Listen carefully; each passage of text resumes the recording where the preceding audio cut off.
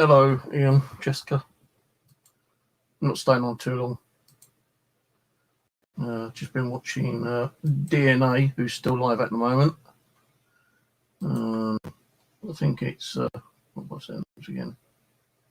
Lexi and Dave, I think. 9% of the guy's name. But I know the female's Lexi. Let me just check.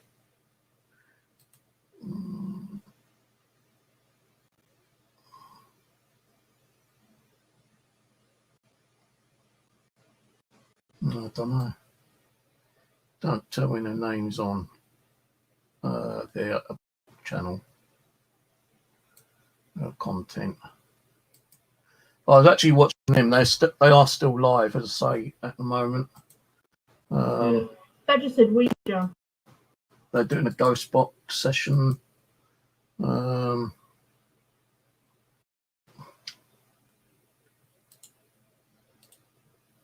That's their channel. So yeah, like, you know, as I said a couple of times over the last few weeks, I do want to help other groups out with some of my equipment that I'm building.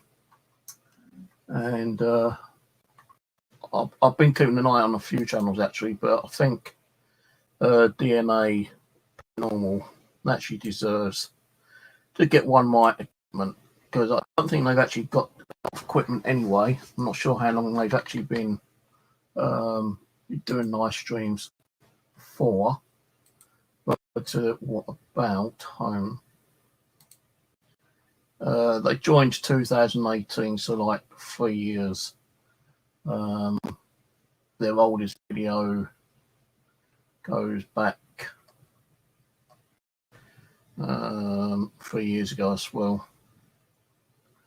So, and they have got quite a bit of content on there. You know, you're talking about 1, 2, 3, 4, 5, 6, 12. How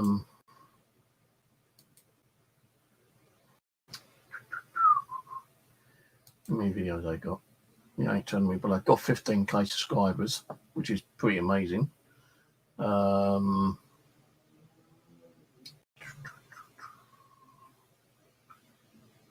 They do streams every week by looks of things, but I did one 4 days ago, which was 24 minutes. I'll say they're doing one at the moment. So, yeah. So as I said, like, you know, over the last couple of weeks, I did say, like, you know, I want to help out groups, or, you know, people trying to get into the paranormal, or even if they are in the paranormal, you know, I like to give them some of my equipment for them to test out, you know, keep. And all I really want, I'll catch you later, Jessica. All I really want in return is a kind of a mention, really. It's not a mention. 4 days ago. It's not mentioned get, you know, trusting equipment. Well, it isn't, you know, because I'm not going to be selling me equipment as of yet. Because I don't know what I'm going to be building and what I might sell if I sell anything, though. And if I do sell anything, it'll only be the odd one with bits and pieces to get some money back that I spent out on all the, you know, components and equipment for what I've been having to get to build me equipment, you know, me power gear. So, as you saw on the bed, I've got 2 geophones, and if you kind of like talk a bit louder, it will pick up voice activation, but it's more for like vibration. This one works perfectly, but I did notice that this one, if it's on a real hard service, it does constantly go off all the time. So for that to go off, you know, that one I'll have to have a look at, but this one I know works perfect, so I might probably be sending them this one. It's got a pressure, well, it's not a pressure pad, it's got like a silver disc at the bottom, which helps to detect the vibration, and it's also got a microphone at the bottom to pick up, like, you know, vibration and audio. I've also drilled a little hole up there So like, you know, it can pick up like if cold air is being blown into it, it also picks up that. And you know, as I say, kind of thing. So I'm going to be sending them one of these. I was going to send them a REM pod actually, but I've actually got a couple of REM pods, so it's not worth me sending a REM pod to them. So I did send them an email a little while ago. If they get to see this video and you want one of my geophones, just send me an email back, and then I'll get back to you to get your contact details, and then I'll send one over to you free of charge. You don't even have to pay the postage. Hello, Timmy. So, so I want to try and help out groups that don't have money to like spend on new equipment. No, it's not like, you know, something that's brilliant, and you know, I can't guarantee it's going to, you know, work 100%. But you know, if you don't try things, you don't know if it's going to work. And you know, some of the devices I've built in the past have always, well, not all of them, but a good variety of them have actually always given me responses. But with static detectors and things like that, you know, unless you get a surge of like electric, static, kind of like energy floating around the static detector, then you might get on that. But no, it's not a guarantee. I might install one of these as well. They're little shadow detectors. The only thing is they would need a light on for this to be turned on and working properly, because it's only got like a small limited kind of like directional pickup. But I do have that other one, which draw, I believe. Yeah, this one here. I might actually try to build one of these as well, which is a IR detector. So I might send them a device instead of one. I don't know yet. Depends on like if I've got the components to build them. If I've got enough project boxes to build, put them in. Actually, I might send them this one.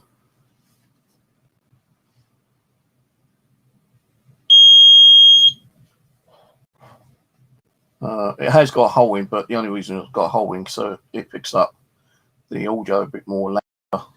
It hasn't got a built-in microphone, this one, but I am going to try and tune it up a little bit more. It's only picking up that distance. It should pick up a lot more distance on these, but for some reason it's not doing it tonight.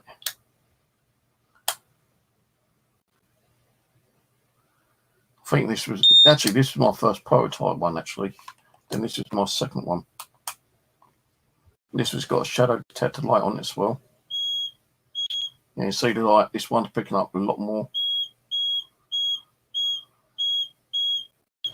So if I've got the components still, I'll probably build another couple of these and send one of those over to them as well a bit later on. So I don't know if they both go at the same time, but you know, it'll either be one device or two devices. I'll probably send them over, and then so they ain't got to pay nothing for them. Yeah, it'd be a gift from one paranormal researcher to another paranormal researcher.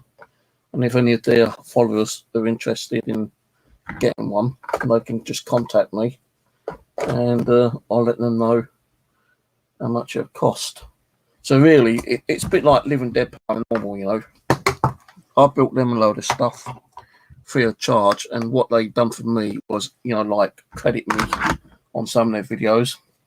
And I did get a lot of people like contact me, but when I told them I was in the UK, and you know, the postage, they didn't want postage costs, did they? So they was, you know, all up for buying something, but when I told them I was in the UK and the postage would be about $30, they kind of like lost interest. But at least, you know, Living Dead Paranormal did, you know, give out my details and credit me on several of their videos.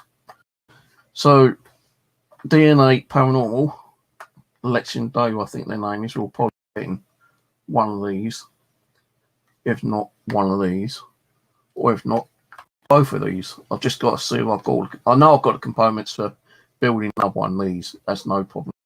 But for this one, I'm not sure I've got all the components to build yet another one.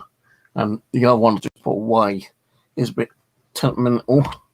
So unless I can like sort that out, then I'll probably try and get that one fixed and that one, I don't know.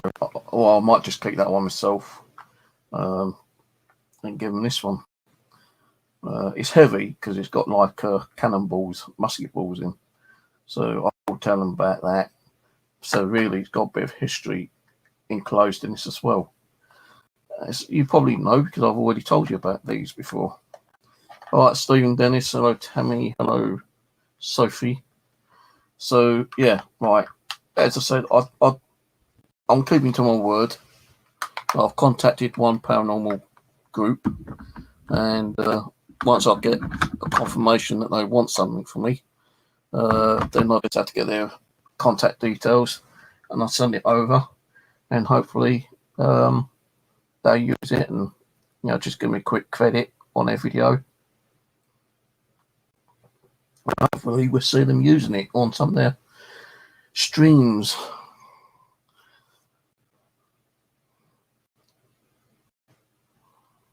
No frozen Mars bars. Been kind of, it ain't been that hot over the last couple of days. It's been a bit cooler, hasn't it, really? I did have an ice cream, well, a nice little today. I was going to have ice cream with tinned fruit, actually, but I couldn't be bothered. I had a bit of a stomachache today, actually. So didn't eat that much. I bought myself a burger and chips and 10 chicken wings. But like I always do, I'll eat the burger and chips and half of the chicken wings, stick the other 5 chicken wings in the microwave and just leave them until tomorrow, and I'll eat them tomorrow. So I don't really want to eat 10 spicy chicken wings. They're not that spicy, really, actually, to be honest with you. They do make my lips a bit tingly. They're not hot, kind of thing. Just a little bit. No, not even, that hot. I wouldn't like to, if I had to put like an average 1 out of 10, on how spicy they are, I'll probably say about a 3.5. But they still, give you that little bit of tingling on your old lips and, make your mouth feel a bit hot after you eat them. So, yeah. Got some of those to eat tomorrow.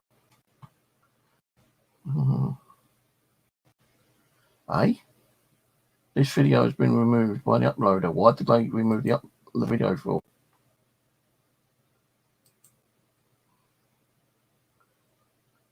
Why did they move the video? I was doing a really good video and they've removed it.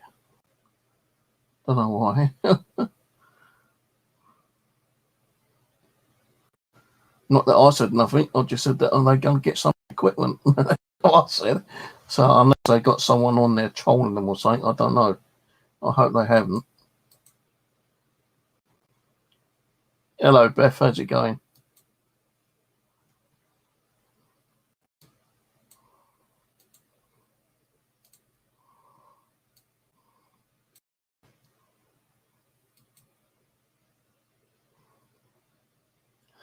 Knowledge within. Hello, knowledge within. Yeah, I'm okay. Got a bit of a sore throat. I don't know why.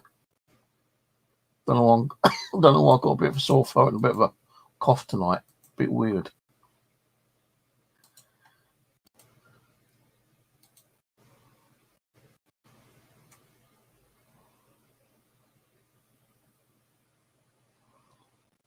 Is that Lee? Is that Lee? Is that Lee? Looks like Lee from that paranormal group.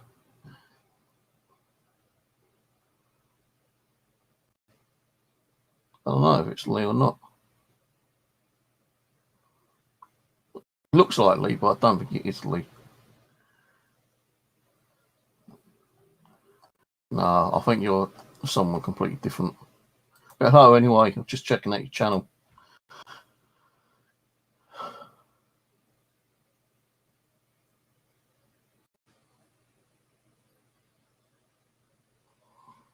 Lewis. That's it, Lewis, not Lee. Lewis. Hang on a minute, Lewis.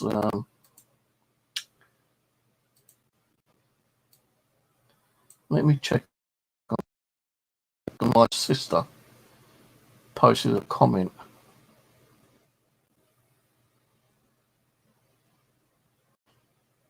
If I can find it.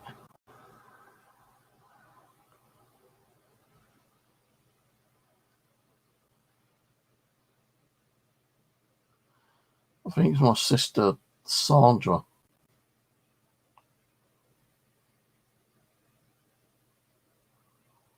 Hang on a minute.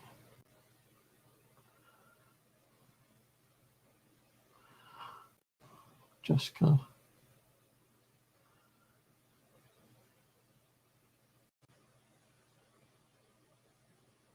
No, I can't even find the link my sister posted now.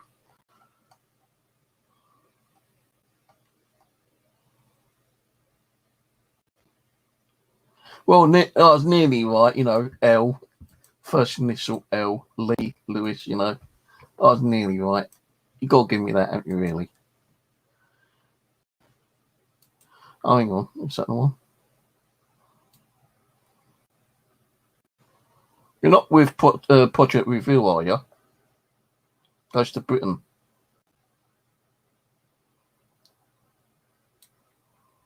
Is that you?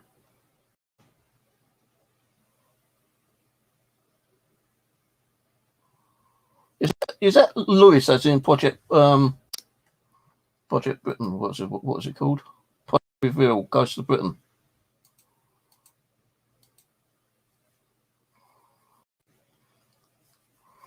Yeah, same with me, Beth. I'm always getting confused with people's names, to be honest with you. I think it's Lewis from Project Reveal. Are you the one? Are you the one that was very skeptical about the spirit world until something caught your attention, and then you become a believer? Is that the one I'm thinking of?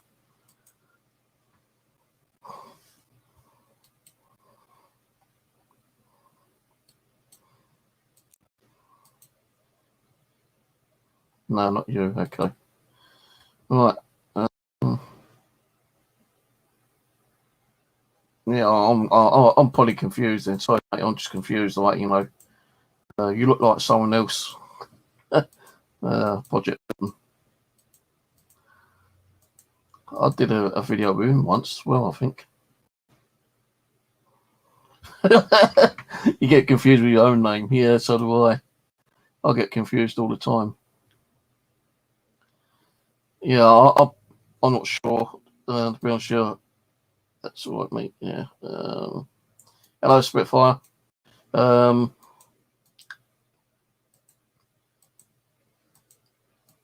Yeah, I don't know, to be honest. Like, you know, I do get confused, and my brain ain't just like the way it used to be years and years ago. I'm still going through a lot of stress and anxiety, depression with a lot of this bullshit hate drama stuff on YouTube. I thought it would have been over and done with by the court by now, but I'm still waiting for the fucking court date. It should have been on the 28th, but it's been held back. The reason being because, like, the court is looking at the more serious offences at the moment, like, you know, murder, rape, robbery, you know, all that kind of shit. So mine's been put back again. But it should be within the next couple of weeks, hopefully. It's old age, Steve. Yeah, telling me it's old age. It's always old age.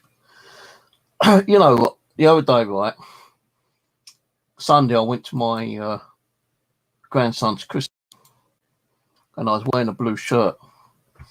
I'll tell you, man, I looked fucking younger on that day than I did And I normally look, you know, let me see if I can find a picture actually. Let me see what I can find.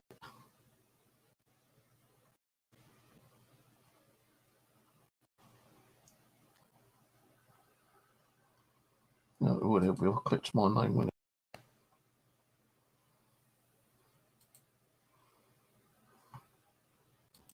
There we go. Look at me here now, that picture, which was done on Sunday. Do I look a bit younger there? Do I look a bit more handsome, a bit more sexy looking in that photo? And that was done Sunday. Was the day? Wednesday, 4 days ago. These are my two grandsons. That's my daughter. That's my daughter, and that's her fiance, who she's getting married to sometime next year, I think. That was the one. That's the baby who got christened, and you know, it wasn't a bad day actually. I got to meet my other daughter, Jessica, the one what's on that side of the photo. Her boyfriend, because they invited me over to our sanctuary after the christening. Hello, how's it going? So yeah, it wasn't a bad day actually. My daughter's been sending me a load of pictures of me when I was a younger lad. Do you want to see some of the pictures of me when I was younger? I'll show you some pictures of me when I was younger, shall I? Just for a laugh. If anyone uses these in a negative way and I find out who you fucking are, I will prosecute you. So I will, you know, get you fucking like arrested. Right, so that's me and my ex-wife, and that's my first baby, Jessica, I think. There I am again. I think I was my daughter 20, so that makes me late 20s, I think I was, around back then. Yeah, late 20s.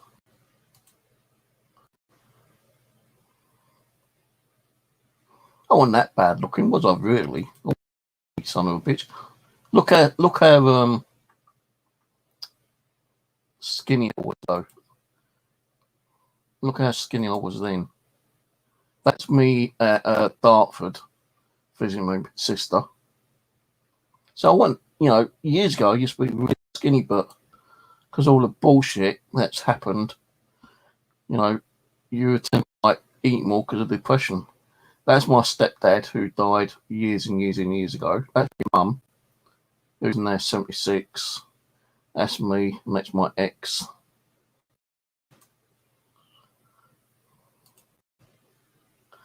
So, you know, I've got more pictures here.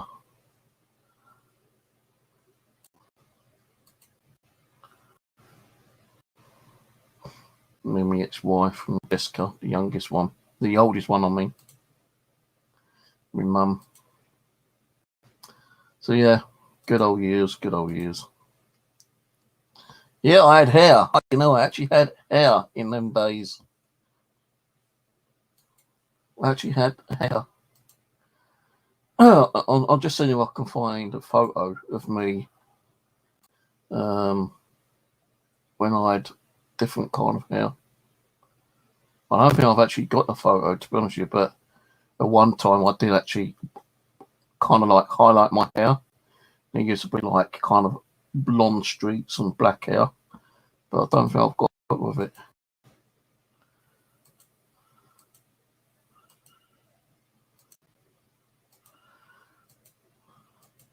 That is in the early years, that was.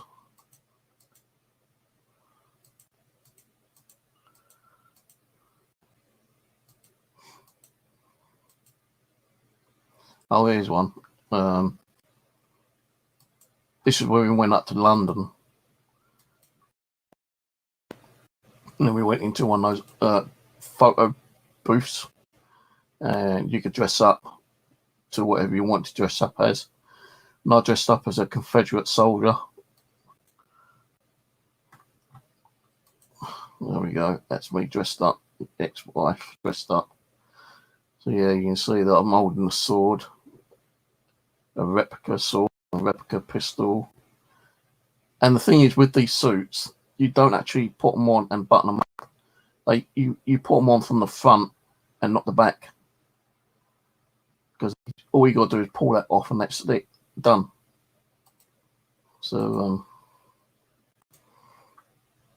I always wanted to try and find a location where we had like civil war over here. I know there is places where I can go and do a ghost hunt.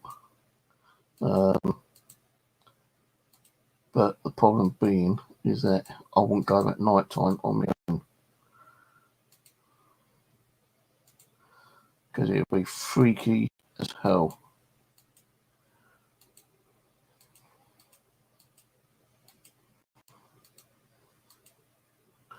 Yeah. Yeah,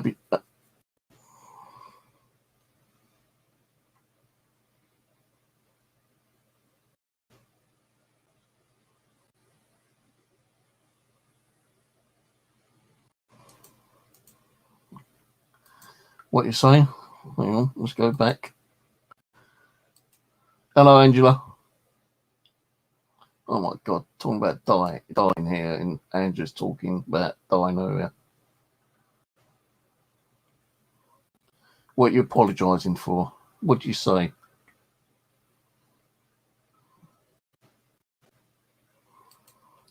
Oh, thank you. I look like Richard Ramirez, do I? Oh, thank you very much. I really thank you for that. You know, I'm no fucking like, hello, Angela.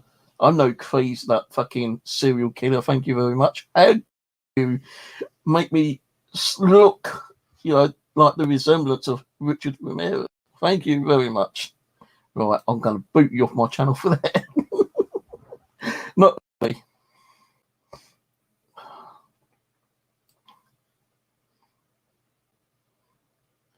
I tell you, my hair used to be long years and years ago, mate.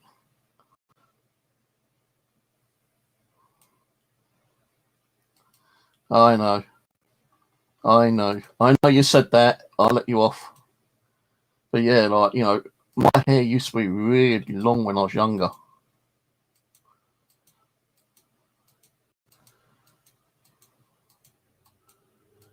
All I'm seeing at the moment is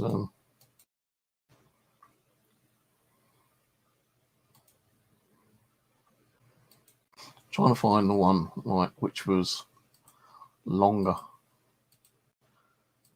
Now that ain't too bad. You know, there. That's kind of like just below the ears. But I did have a kind of long fringe there. And that's when it was a little bit grubby. You know, still the same hairstyle, just that a little bit grubby. Sometimes we didn't have no fucking hot water, so I couldn't wash my hair properly. So the thing is, I could never really do much with my hair at that time. You know, look, you know, see there. You know, it's okay when it's all nice and straight, but you know, when you get that bad hair day, you know, you sweep it over, make yourself look like a right Willy, make myself look like a right Wally. I always used to use caps, baseball caps. See there, you know, my hair was shorter there.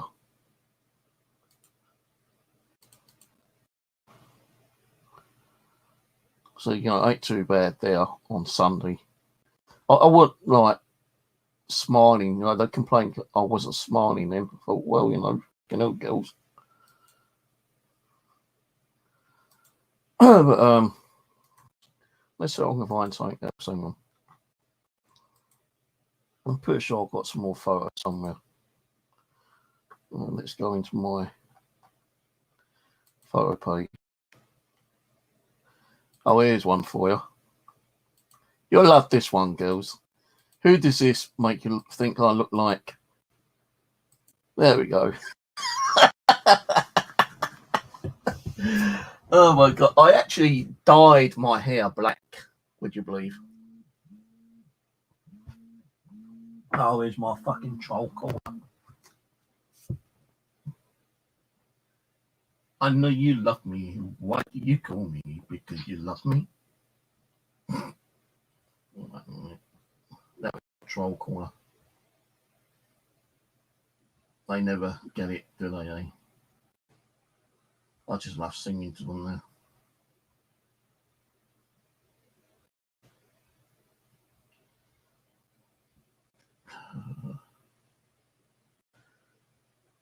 Right, turn the phone off. So yeah, that was like way back, when was that? 2019, but that's when I uploaded. No, hang on, back in the days, 2013. Someone said I looked like the Master from Doctor Who with that photo. Another one me there.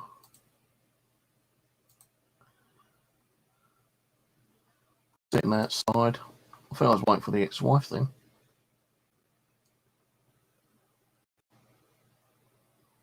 This was when I was around about the early 20s. My mate David, who's deceased, he died in his sleep, actually, that guy. David Mossy.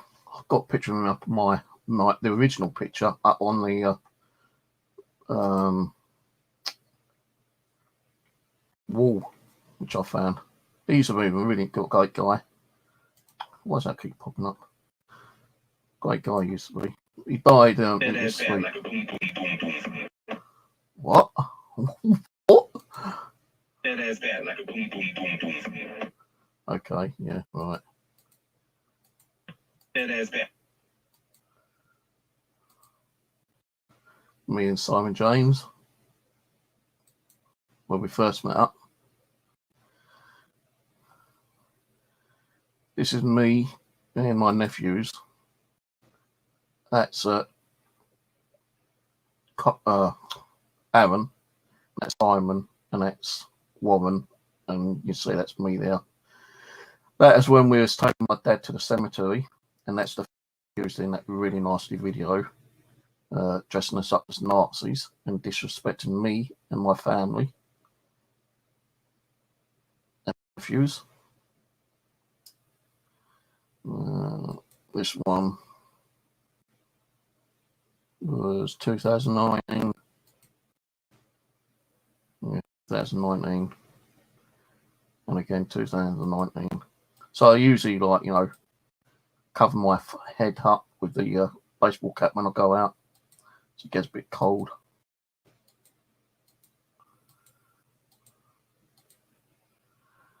I think that's when we was getting ready to go to my dad's cemetery, that one.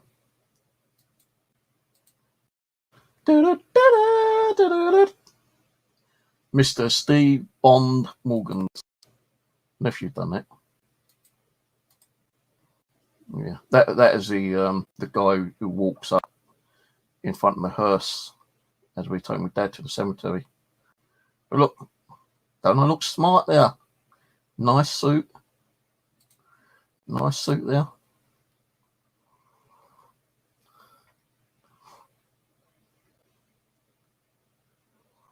But that one where I had like the black beard. I noticed one day, like I was getting like grey coming through. I thought, oh no, that's going to make me look fucking older. So I went round the town centre and I bought some facial dye, black dye, and I just fucking thought, okay. I saw one or two little grey bits come out here, so I just got the old dye and squirted all over my face and, covered it all up. And when I finished, I thought, my God, what have I done? I couldn't really do much about it, apart from shave it off, but I didn't. I just kept it on for a couple of weeks, I think. Then I shaved it off. But you can see, I do have greyness there on the sides. When I'm really kind of shaved, the old beard. I don't really shave the moustache off now. always keep that and like, you know, just trim it down a little bit. But if I was to shave it all off, I'd probably look like a right fucking weirdo. Probably like, you know, some people said, oh, you'll probably look like Uncle Sylvester from the Monsters if you completely shave your head off and, you know, your beard, moustache. Probably would, no my luck. But yeah.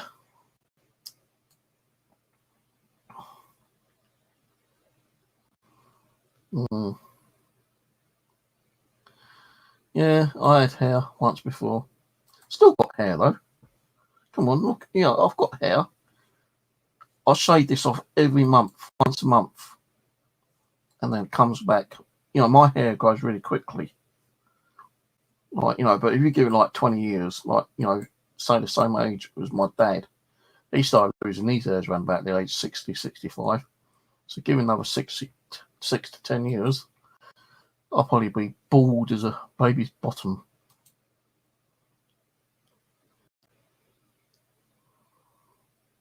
So I don't know why people dye their hair, you know, women. I know like they like to have a change, but you know, I've seen women with multicolour hair. I saw one woman which had how the hell she done it. She probably had help to do it. She had to have help to do it, but she had like 5 different colours in her hair.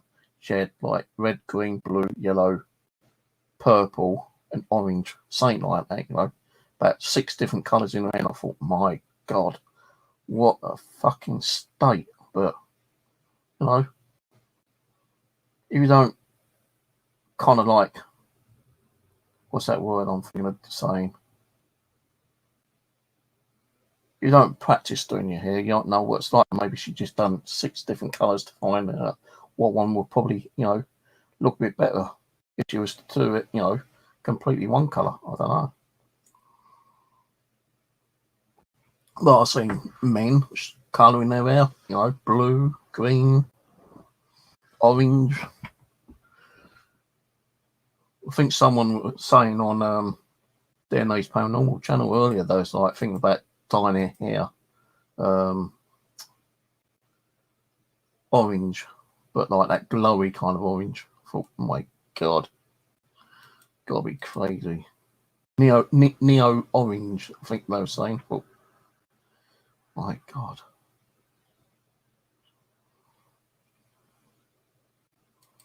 Well, you could always warn. You could have always worn a wig, and that's that comment. You could have always worn, you know, gone out and bought a wig and covered your pink hair up and waited until it kind of like was. I don't know, like if dye is washable out in it. I know some of it is, but not all the time.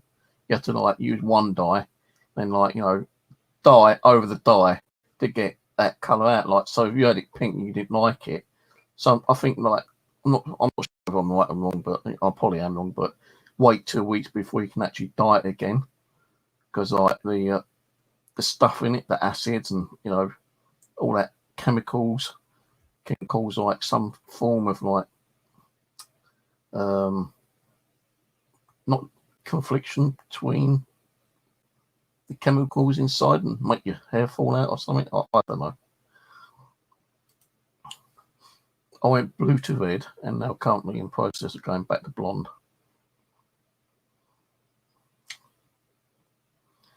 Now, I can't see why people change their hair colours all the time. You know, you was born with one colour hair. Why not keep it that colour?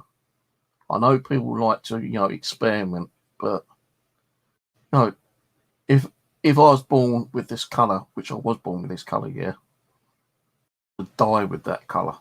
You know, when I go, I hope I've still got a little bit of hair on my bloody head, and whatever hair I've got, I want it the same colour. I've actually thought about a couple of things. I've always wanted to find out what it'd like to be, you know, with a Mohican. And people said to me, like, you know, why don't you do it? Why don't you do it? But I can't do it myself. I'd have to go to the barbers. And, you know, a Mohican on me wouldn't last that long. Probably a week, maybe 2. Because my hair really grows quick, as I say. And that redness is psoriasis, by the way. That's an after effect from my medication. My antidepressants make my head go like that. so I can't do nothing about that. So sometimes, you know, when my hair kind of does grow long, it kind of covers it up, which is good. But sometimes, like, it does clear away, you know, if I'm not taking too much medication. But because there's court cases going on, I've got to keep taking the full bloody dose at the moment, and it's bringing up the redness again. So,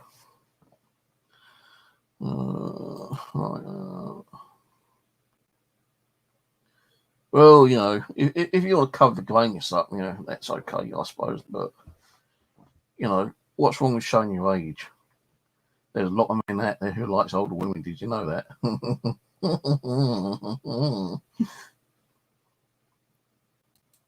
There's even websites out there where people go after older women. I wonder why they do that. Is it because they think old women's got plenty of money? And, like, you know, they go and use them women for the money and then ditch them later. I think some of it could be like that, but some people say that, you know, having an old woman can give you a lot more experience in a particular way that you would can't be shocked over. If you know what I mean. Hint, hint, nuts, nuts, say no more.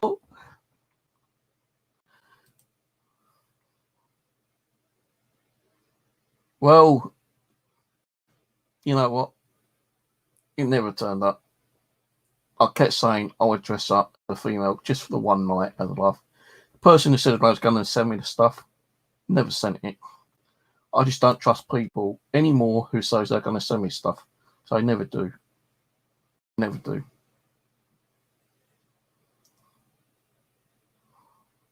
Hello, Three Souls Paranormal. How are you today? So yeah, you know, like, God, I was talking about now. What do I was talking about? Oh, I don't know. It's gone out of my little pee-wee brain. I know what I keep saying to myself. I wish that, you know, there's been some kind of like news article several weeks ago where a couple of people had a chip implanted in their brain. And I was thinking about this years ago, you know, would anything like that happen? And suddenly it started to happen. So if I could have a chip implant in my head to make me more intelligent, I'd have it done. Because I don't think I'm an intelligent enough kind of person. I try to research stuff and I can't research that long because I find it boring sometimes. And there's a lot of stuff I'd like to research. The only research that I do research more on is, you know, protecting myself and my rights and what I can do and what I can't do with my life. You know, with all that shit that's been going down, you know, with the DWP and all that kind of stuff, yeah, people trying to grasp me up. I have to do a lot of research, make phone call after phone call to make sure, you know, I'm protected and I'm not doing anything wrong, which I'm not, and never have done. And that's the only time I start, you know, using my pee-wee brain to do that kind of research and phoning people up and listening and understanding. But when I want to do something else, I find it really hard. You know, like if I want to research a specific topic, like let's say I want to research everything about the Stanley Hotel or something like that, you know, kind of thing, yeah. I would find it okay at the beginning, but after a day or two, a couple of days, I'll probably find it, you know, intensely and boring, you know, kind of thing. Because there's just so much information about it. You know, you could be concentrating and researching and trying to learn about the Stanley Hotel for years, you know, because there could be more information that you don't need to do and information that's not being given out to the public. So, you know, it's just like an ongoing research, isn't it, really? I can't be doing that. I ain't got the brain power. I ain't got the knowledge. I ain't got the will to do that kind of stuff, which I'd love to do, but no. Hello, John. How's it going? Oh, John, I'll be sending you an email in a couple of weeks' time, yeah? So you'll be getting something off of me. Yes. DNA is going to get one of my devices once I reply to my email. And I'm just waiting for some more project boxes. And I will hopefully be sending you one of these geophones.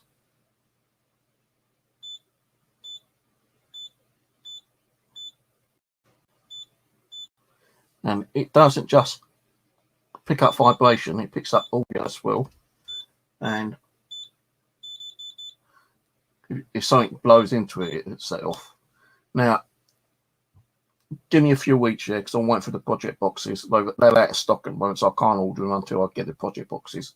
But you will be getting one free, of course. You know, this one's actually going to DNA Paranormal once in touch with me, so I can get their address and, you know, post it out to them. Now, they are a little bit heavy because they've got musket balls inside them to weigh them down, because I don't have the bolts, but it gives it that little bit of extra kind of like what's that word I'm thinking of, history to the box, really, because you don't know there's a spirit attached to one of the musket balls inside them. And that's what I'm using, the musket balls. There's like 3 or 4 musket balls in each one of these I build, so it's like putting the weight down on the box so it can pick up the vibration more. So you will be getting one of these, bro. Just give me a few weeks. And I've been watching your channel. And actually, John, do you want to come up for a little while if you're still there? You want to come up for 10 minutes or so? I can send you a link. Well, actually, you'll have to send me a Facebook message to send you the link, because I'm not posting it on here. But if you want to come on. So I want a word with you, bro.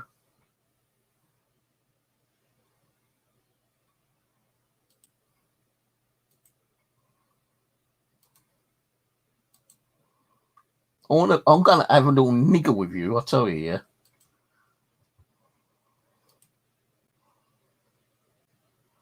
All right, catch you later, Beth, yeah? See you later. Have a good night. Hello, Shazzy.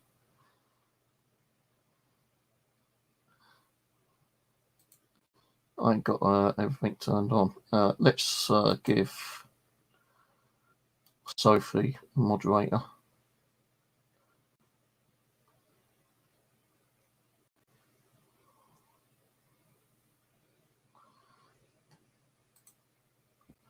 Yeah, you need to send me a message on Facebook, and then I'll invite you up for a little chat.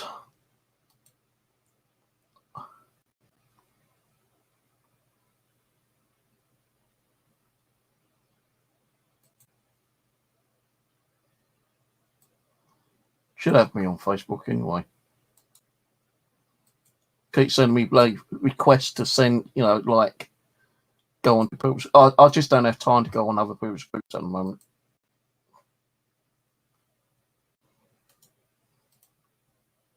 There, John. Click on that link.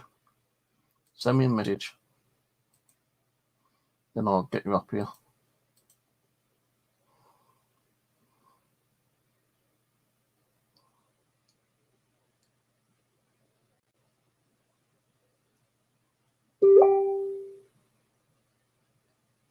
Yeah, christening went okay. It was over at Roehampton, by the way, Jamie. Right, let's get the link.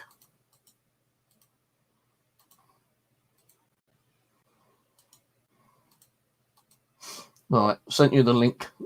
John?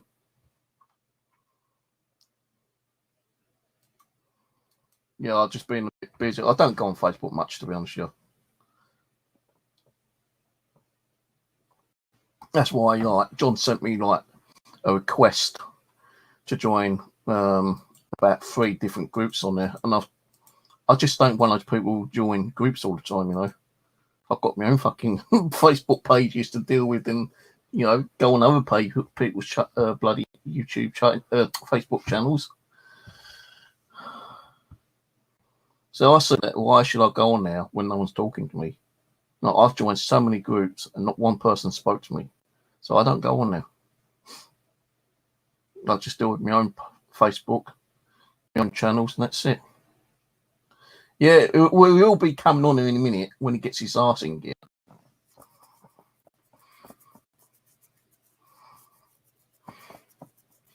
Tammy, you like to buy some more peanut butter today?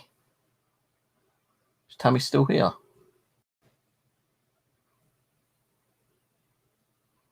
Was Tammy on here? I'm sure Tammy was on here, wasn't she? Well, you're not Tammy. Then...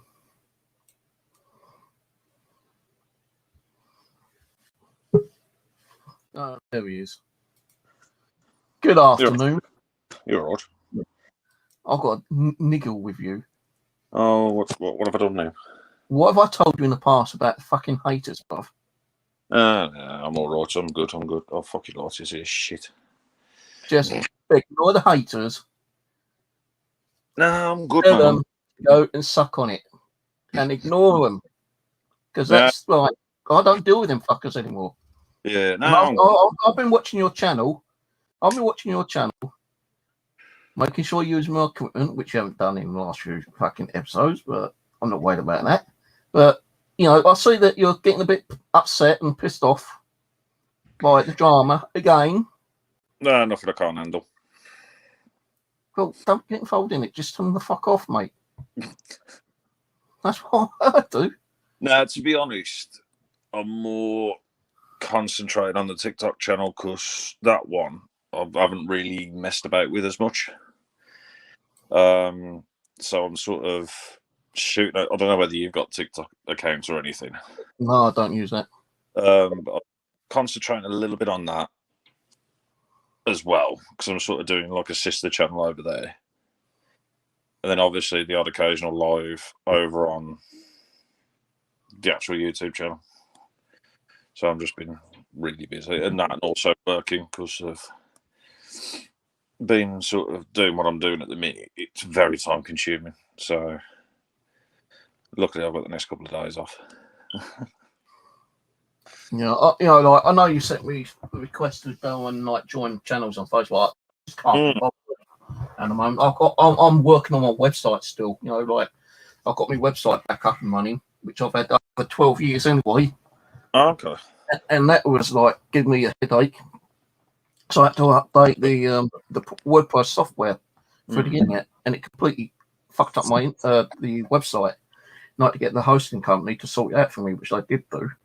And now I'm actually updating it because I've not posted anything up there for about 3 years. 2019, something like that. So I thought, you know what, I've got to fucking do something, you know. So I started uploading, like, you know, information on the project builds, what I'm going to be doing on here, and a few other bits and pieces. But I ain't going to be putting anything on there, which I'm not doing on this channel, on my other channel, which I'll do with my ITC projects. Okay. Hello, Dave. No, I've not got my EDI yet. Why, have you got your EDI? Tell me you've got your EDI. Physically can't read the comments, but I'll have to go off you. And hello, Dave. I ain't got my EDI. I emailed them the other day, and they said they're still waiting for it. But no, I must admit, though, Steve, I do like that sort of theory on the old musket balls in the gadget. Yeah, well, let's say you'll probably get one. I've just got to wait for the boxes, but Just a cool. Yeah, it's got, you can pick up audio on it. It's more meant to be vibration, but if a cold air goes into it, gets blown into it, sets off as well.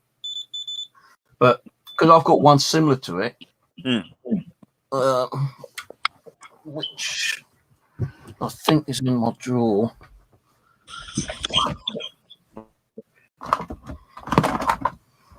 I don't know where it is actually, but the original Geophone I got, I'm back now. it's actually got I can't hear you. big heavy Hang on, I nuts can't in hear it. you. Shit. Big heavy nut. But what I wanted to do was, you know, I don't have no, large heavy nuts. Bollocks, I can't hear you. Hang on a minute. Ooh, it's disappeared.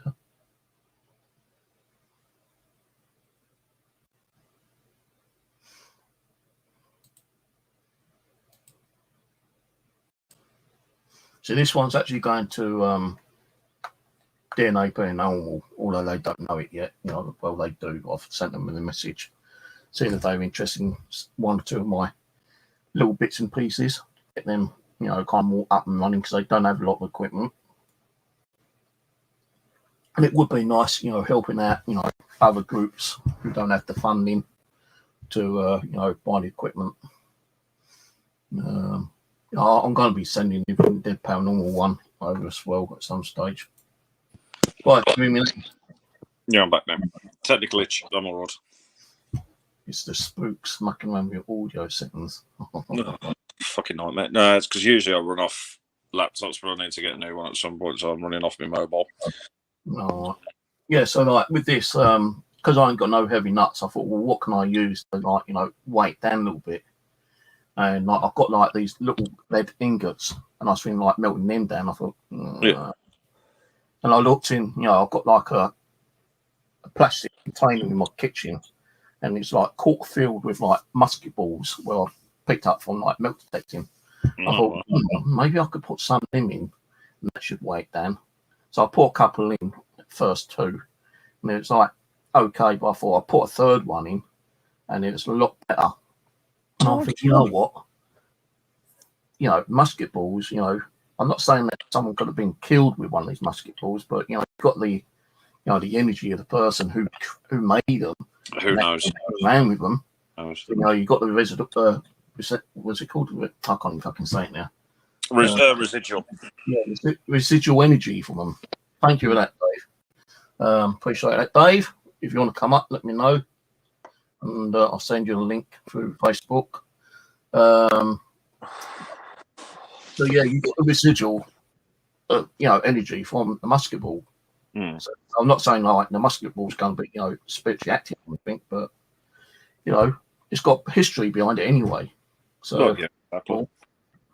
You know, but I'm just also pondering on where to go next. I haven't decided yet. Because we was going to set up a haunted objects museum, but the property that I got given, in a sense, because it was built. Oh God! Thank you, Jay. Well, I was going to say the last records of the building being in use was back in the early 80s. But I know it was built prior to that, and it used to be an ironworks, like a mini ironwork, like a what's the fucking word? My brain's not working.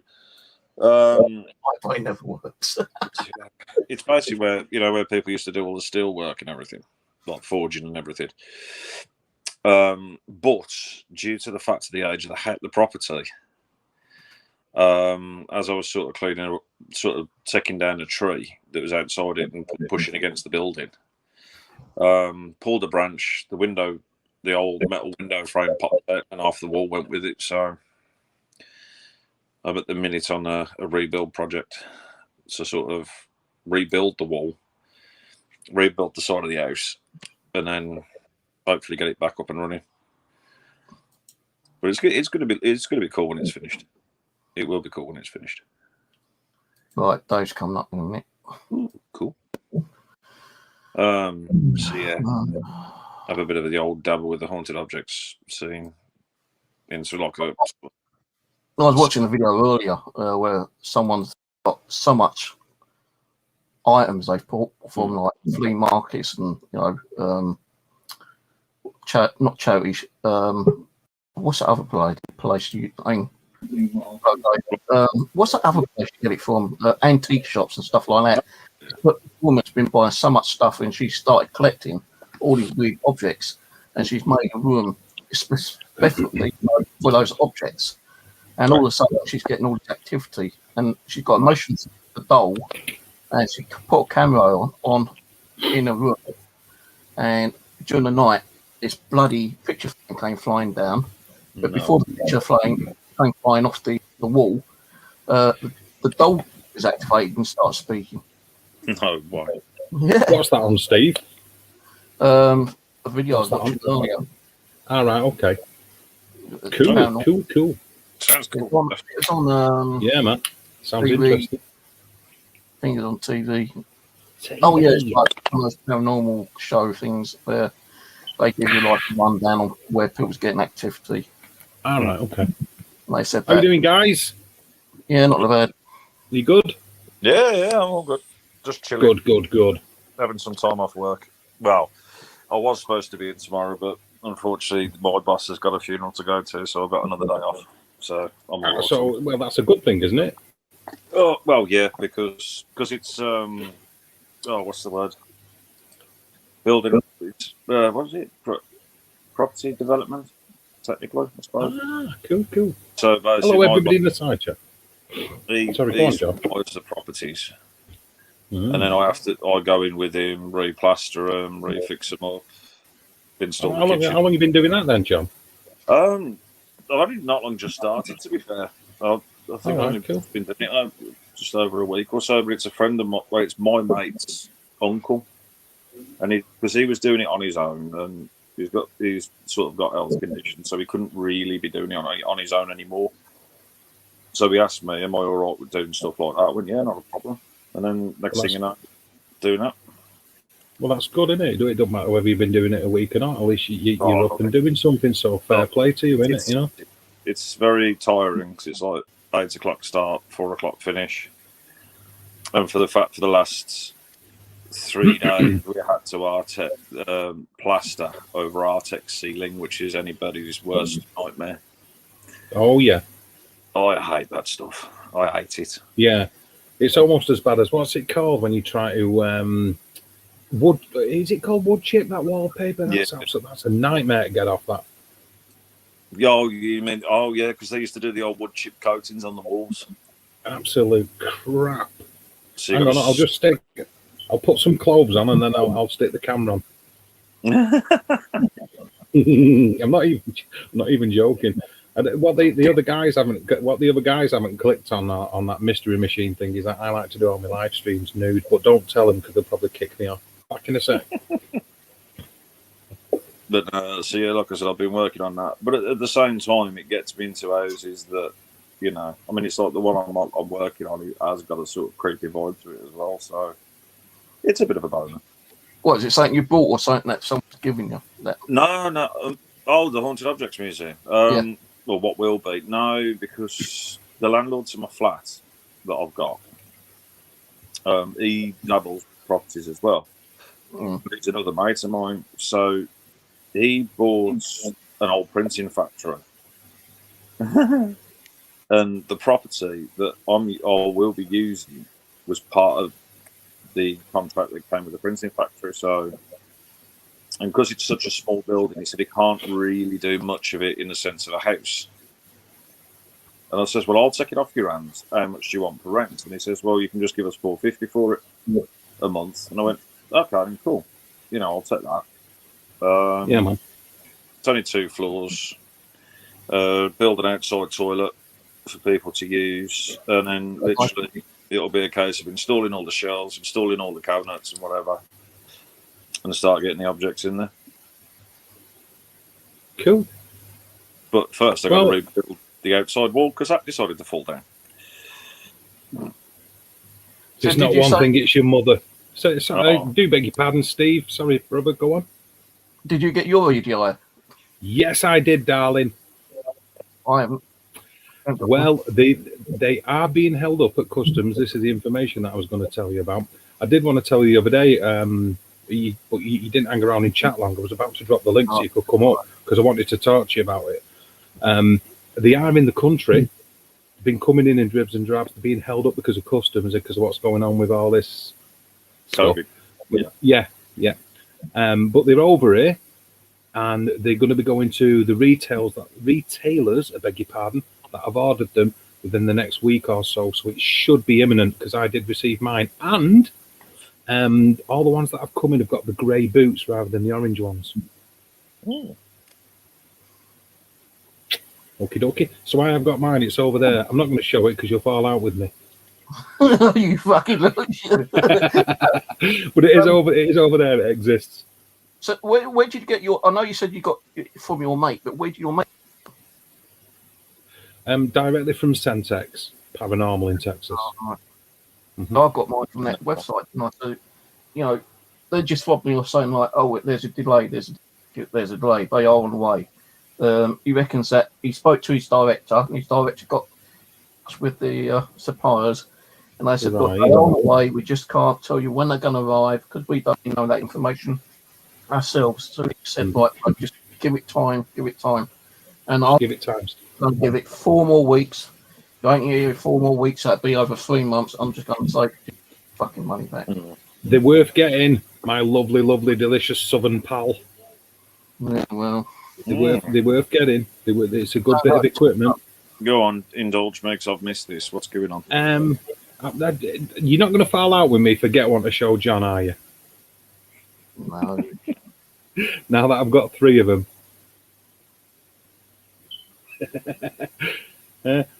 Steve, and I know it's doing your head in waiting because you've been waiting how long? 2 months, 2.5 months now? What is it? Yeah. Something like that, isn't it? Well, I can imagine it's. I get why it's doing you. It's got to be doing you nothing. I totally get that, but they are worth getting. I'm going to get one to show Uncle John. All right. No sulking at me. Promise, Steve. We're back in 1 sec. Otherwise, Sophie will shout at you or somebody else in the side chat. Back in a sec. Yeah, so like I said, just doing that as work, it is tiring because them bags of plaster ain't forgiving.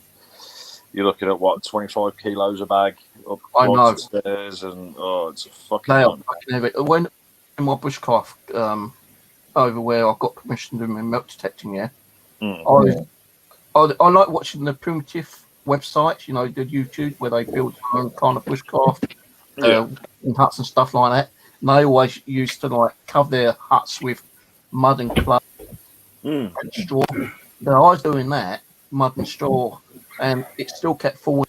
I thought, well, what else can I buy to actually strengthen it? So I bought some plaster. Yeah. And I've taken that up in like 5 kilos. That fucking area enough. It came 5 kilos. So I've kind of mixed it all up with like hay and mud. And it's kind of like, kept on the wall. There's a little bit that's fallen down, which I think someone's probably gone over and like, just kicked it or something. But yeah. No, I was going to say them bags of plaster definitely ain't forgiven. I officially cancelled my gym membership when I started that job, so I don't think I need it anymore. But no. Go on in, Dave. What we got?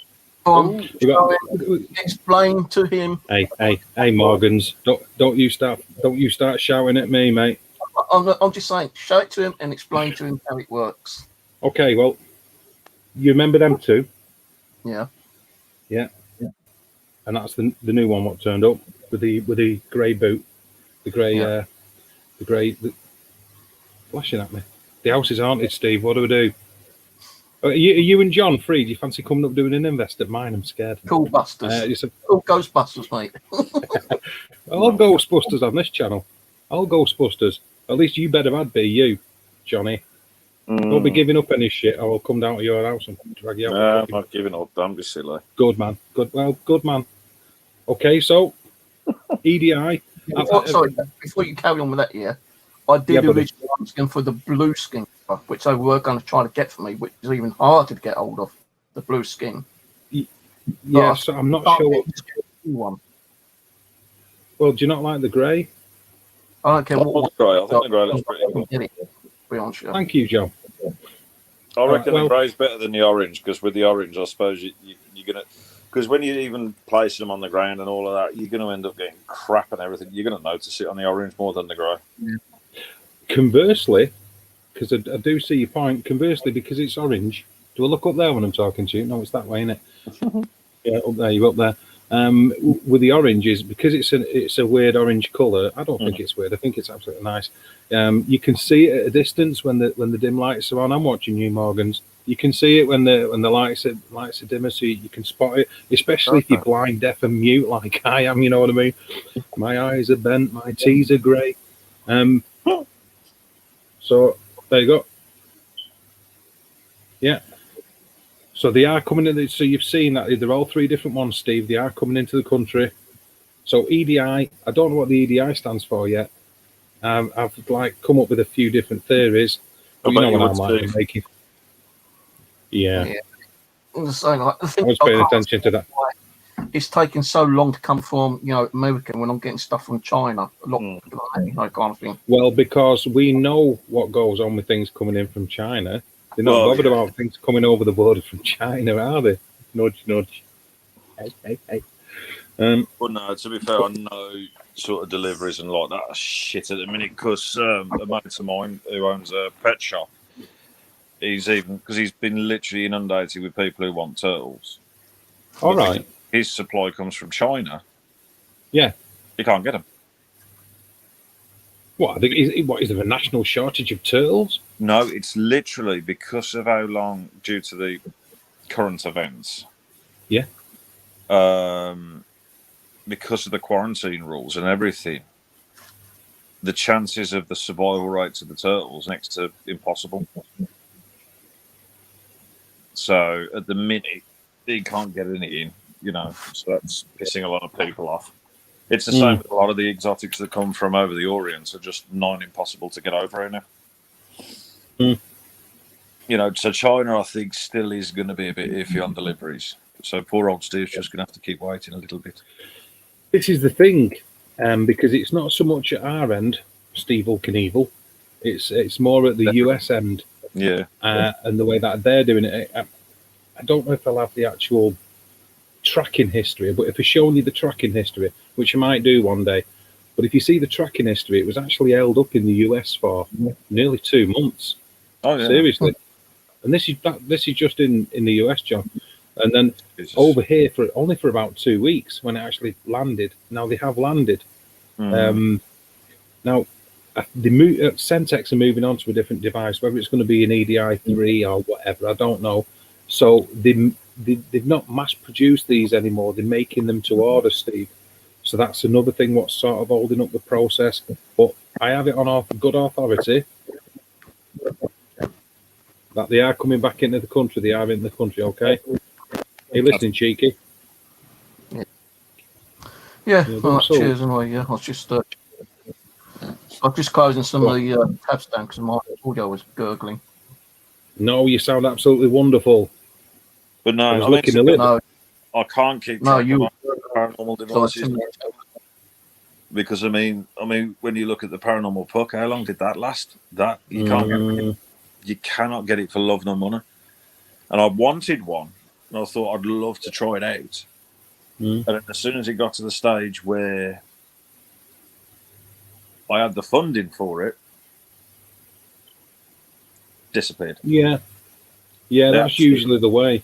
They completely disappeared. It took me ages to get me SB11, which I love. But I might let the future budding ghost hunters into a little trick, a little secret I've learned with it, because it sort of helps. I say it helps a little bit. You're on about turbo mode? Well, no, because what I've done now, because obviously I can't grasp anything when it's going fucking 10 to the dozen. I love that. It's just sick. No, it's just to wind Steve up. I've not been on a panel with him for a couple of weeks, so I'm making up for lost time. Hey, Steve, do you still love me? Come on, Cheeky. No, come on, Cheeky. No comment. Come on, Cheeky. I'm expecting the shout outs. Hey, Steve, want to come up? And I don't. Hey, do you know what? Sorry, bear with me a minute, John. I know you're a reasonable guy, so you'll get where I'm coming from with this. I'm pretty sure the people in the side chat will agree with me in saying you're hardly in there long enough, darling. I've seen eye nor hair of you. I've been missing you. In fact, I've bought even more K2 meters for a cross-channel ITC session. Well, all three. If John wants to join in as well, an ITC thing. Yes. Book one of them in one of the times, yeah. Yeah. So. Shove that up your southern cake hole. Should I tell him what it is? Go on. Well, I haven't actually found that out, John. No, it's it measures EMF. Cool. It measures temperature in Celsius and Fahrenheit. It measures air pressure, air humidity, and vibration. So it's acting as a geophone. No. Obviously, it's an EMF meter. Now, what you can do is you put a memory card in it, and it records it. So it's a data logger as well. So rather than just guessing when things go off, you can like match up when there's been a drop in temperature. I'll come to you in a minute, Cheeky. You can marry up when there's been a drop in temperature with when there's been an EMF spike, and all that lot. And then when you can prove it because it's logged it all. You download some software, and you see it all on the chart, so you can show your clients. Oh yes, you can show your clients all this information. So it's definitely good. I think that one though, is a lot better than the EDI version 1 because it's got more features on it. But correct. People still want to get the old version because I think the old version still had a few features on which EDI 2 doesn't have. All right, yeah. So well, you just got to look at the Obulus of things like that, haven't you? Where they kept some of the features on the early Obulus, and then talking about Obulus.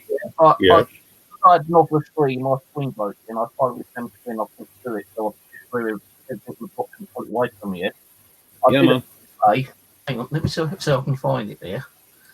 You're going to be fucking.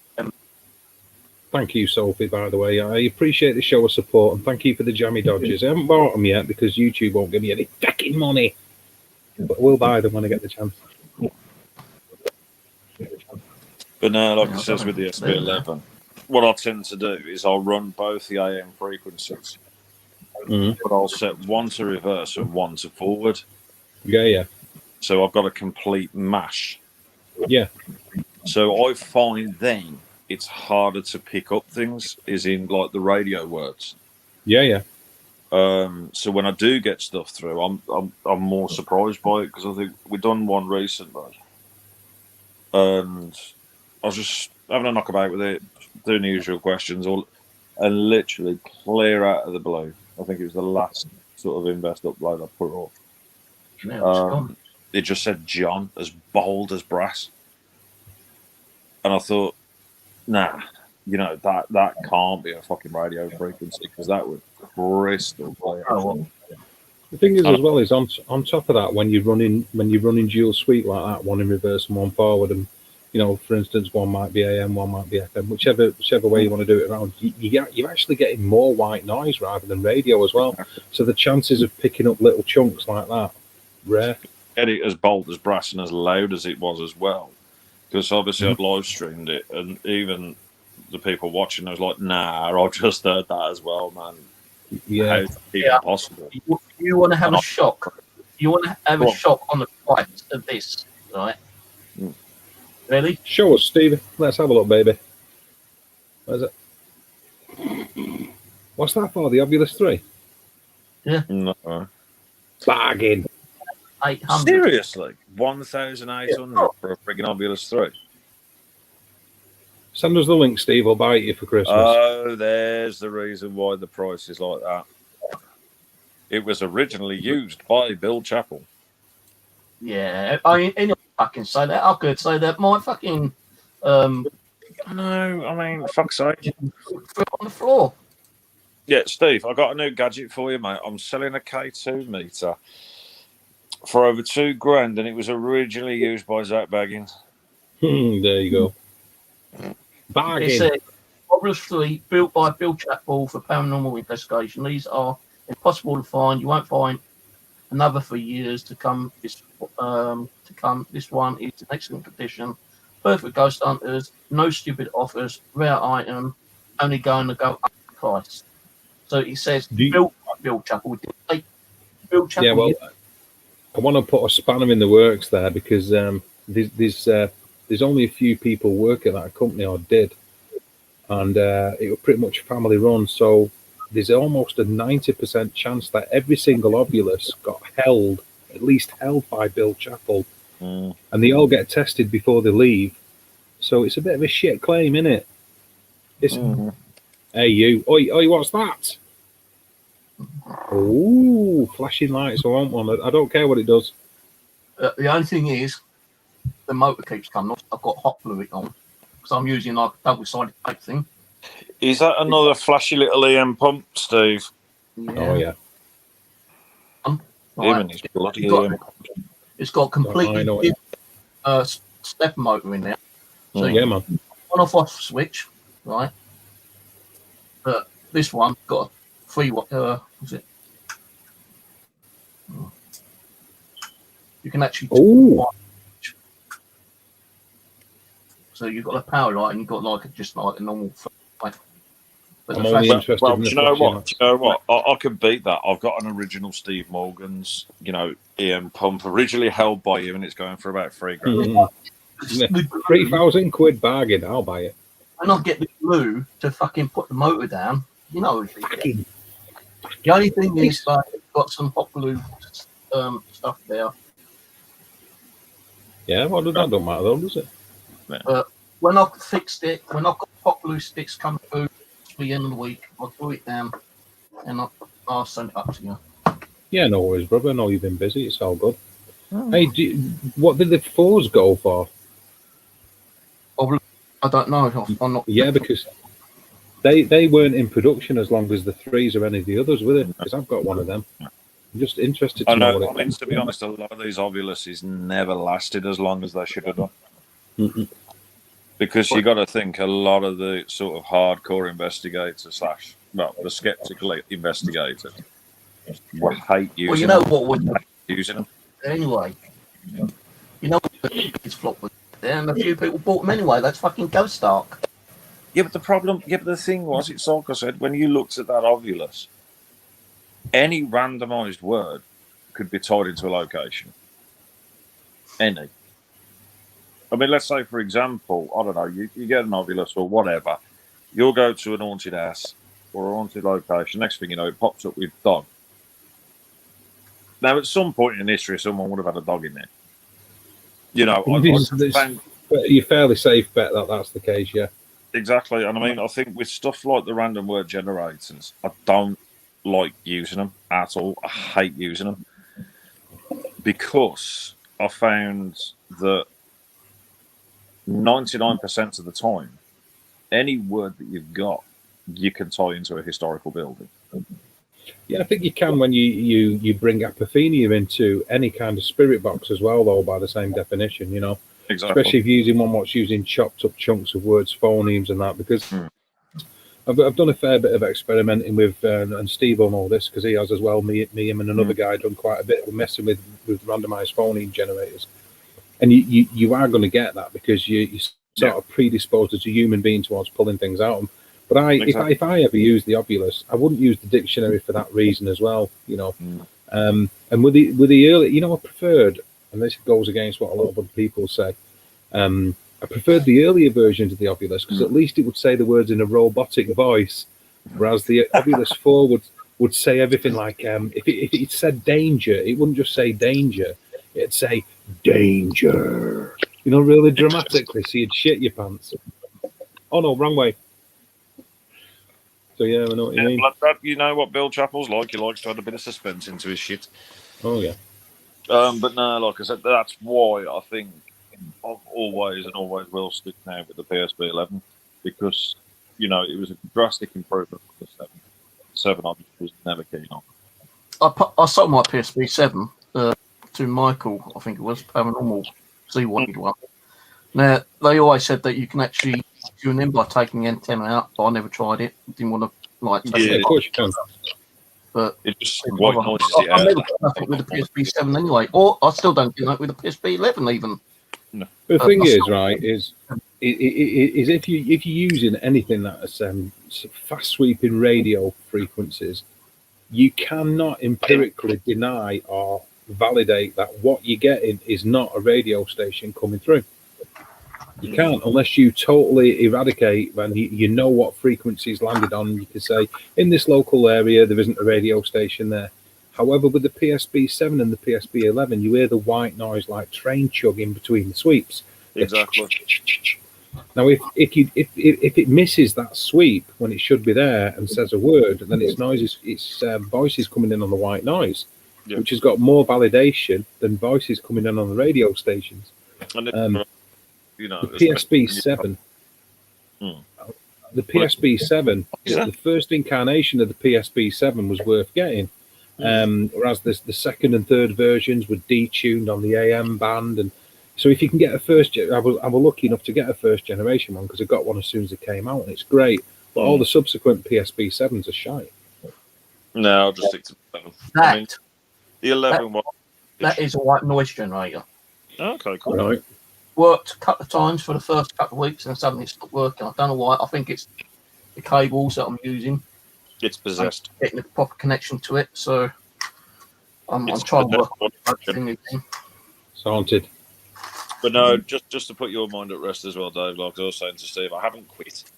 All it is because obviously I'm running at the same time on the TikTok channel, because I can go live on there. So obviously I got the TikTok one that I'm working on now that I can go live on it because I got the over the 1K mark. So I'm throwing a few things up there, building that one up a little bit, but I will be flitting backwards and forwards between the two channels. So I haven't got it. I ain't got it anywhere. Because I have noticed that the TikTok world is better in a certain way. It is a lot better for the live streams because trolls, they get dealt with a lot easier. Bogus accounts, they get terminated straight away by TikTok themselves. And some of the people, because obviously anybody can jump into your live. So it's sort of like, I ran a little experiment, done one of my live. It was a half an hour. So I did half an hour on YouTube. I think I pulled something like 60 odd views. And I went, okay. Shot over to TikTok, threw up a live on there for half an hour, and I think it ended up being 775 views in half hour. Nice. So I thought, okay, is this going to be the new generation? Now, is this the new YouTube in a sense? Nah. I don't know. As soon as that 1K, that's it. You can automatically live stream off it. I know you can, yeah. With YouTube, it's difficult. There's a lot of fucking around when it comes to YouTube. I mean, the fact of the matter is, for a good, I don't know how long, Steve might be able to shed a little bit of light on it, but for months and months and months, I was grinding my balls off doing live streams night after night after night, to the extent where people were telling me to go to bed just to put the fucking watch hours in. Let alone the sheer amount of networking, going on other people's streams in the US to try and get the subscriber count up. And at the end of it, it's all on irrelevance because you see the same people that come in your lives anyway. You see the same live, it's the same people, the same kind of group. So, but the good thing, but yeah, like I said with TikTok, it was brilliant because I think within 2 weeks of setting up a paranormal channel, I think I'd have hit over the 1K mark within the space of 2-3 weeks. I'm not using it. How quick it happens on TikTok. It is so freaking quick, it's scary.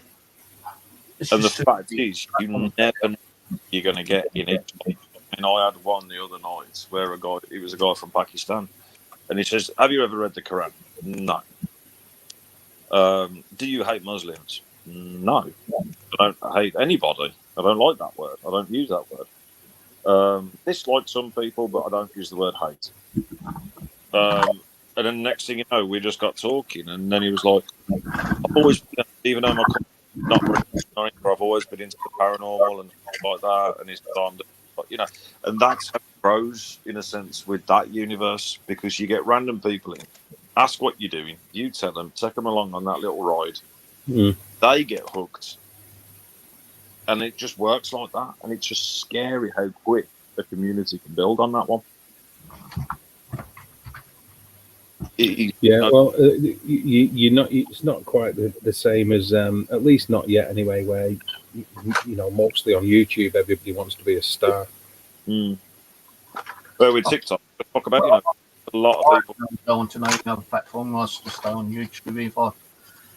Even if I still keep getting the bullshit haters on it, I'll just put up with it and ignore little fuckers. I'm not going to go on other platforms. I just can't be bothered. I've got my website. I'm trying to update Steve, you know what it is? You're the old timer. I'm the new generation. That's what it is. You've got your old timer ways, and I've got the new generation ways. Yeah. 2009, me. Oh, I still need to see more of his bushcraft stuff, though. or watching. 2009 I started on this pile of shite. 2000, Hey? 2012 I started. Yeah, I'm more old school than you are. I didn't even know until I looked back on one of my videos. I've been here in this shithole for 8 years, and I've had 4 years with them arseholes giving me problems. Well, not problems, but, you know, headaches. I'm the diversity of the generations. Yes. But no, I enjoy it. But no, like I says, you know, I'm plodding along. Yes, there's been a few issues. Singing a song. That's what I was thinking as he said it. Mary's popping. Yeah, that's what I thought as he said it. I always sang it myself out. Bobbing along, singing a song. I was just about going to go off the other night, and Dave's going, again. When?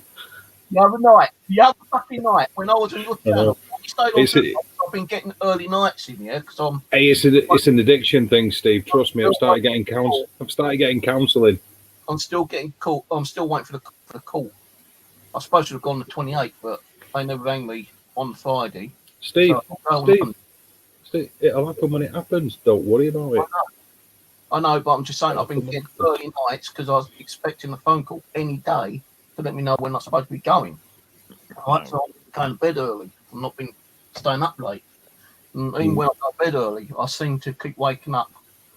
Because the other night, and I'm not bullshitting you, yeah, I was sitting here, well, I was laying in bed, and I was asleep, and all of a sudden, something moved in it, it was like a thump, if something fell, right, and it kind of like woke me up, and I'm looking around, I saw a shadow right across the room, and I thought, well, is that my shadow? I don't know. And I can't review it back on the DVR, because my DVR hard drive not working, so I couldn't see, you know, what might have fell, but something fell anyway because it made enough bloody noise. It woke me up.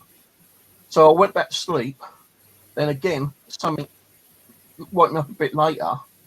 And I kind of like looked up to see, you know, if I can see anything in the room with the DVR screen. And the DVR wasn't working.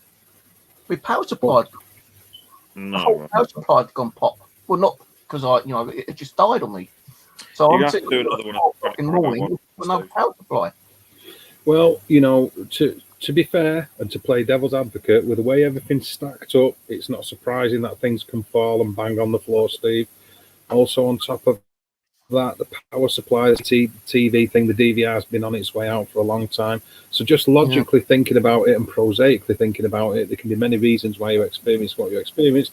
Or it could be Satan himself, which is lodging in your bedroom. I don't know. Oh, that would have cat's been a pain in the ass. No, the cat's always, always well. Yeah, there you go. No, that eliminates. Miss me, haven't you, Steve?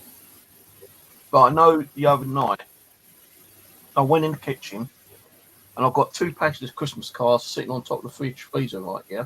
Yeah, man. I've come in here, I'm watching TV, and I thought, I need to go to the loo. So I went into the loo, I was going to the loo, and all of a sudden I heard this bonk. I thought, what the fuck's that? So I've come in here, looking around, seeing anything falling over. Nothing. Gone in the kitchen, and the Christmas cards were on the floor. No. You're going to have to set up another one of them 24-hour sessions, Steve. I can't do it with my DVR because the DVR, the hard drive ain't working, and some of the cameras ain't working. So I'm just trying to save up to get another DVR system. Well, why don't you've got other cameras, haven't you? Why don't you just connect them to the computer and use what's that program called? Webcam. But I'm finished. I can do it like this. You'll never learn if you don't listen. I can do it like that, right? But you can see one camera's already down, and usually that top first one. This is what I have to deal with, John. Normally that first goes offline as well. Yeah. Maybe lines on camera 2 and 3.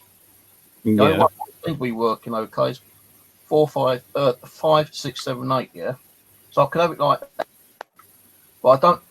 I want to do it the way I used to do it. I want to do it where I used to have audio coming through and doing like my live streams that way. Yeah. That's all irrelevant. Because, like I said, you can use other cameras, can't you? That's what I was trying to say. And then you can still do the stream. track cams, nature cams. You could be. Well, I've got some Wi-Fi ones, but they don't want to connect to the Wi-Fi.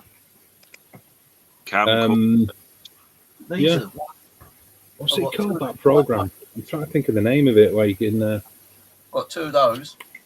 Hang on a minute, I'll find it. I did find one power supply, and I've got where I've put it now, but I'll try connecting them up. Won't work on the software. Wouldn't even work on a mobile phone. And I've got 2 of those Wi-Fi ones. Oh, look, Steve's got my favourite REM pod on his desk. PC, it won't work. I've just spotted Steve's got my favourite REM pod on his desk. Yeah, I won't worry about it, John. It never goes off. I don't think it works. What? My favourite REM pod on your desk. REM pod. The antenna broken. I tried looking for a video on there to take them apart so I can replace the antenna. Can't find anywhere to do like dismantle them. So what I've had to do is that when it falls off, I just have to keep hot gluing it back on. Oh, it works, but it's more, it's a lot more sensitive than normal.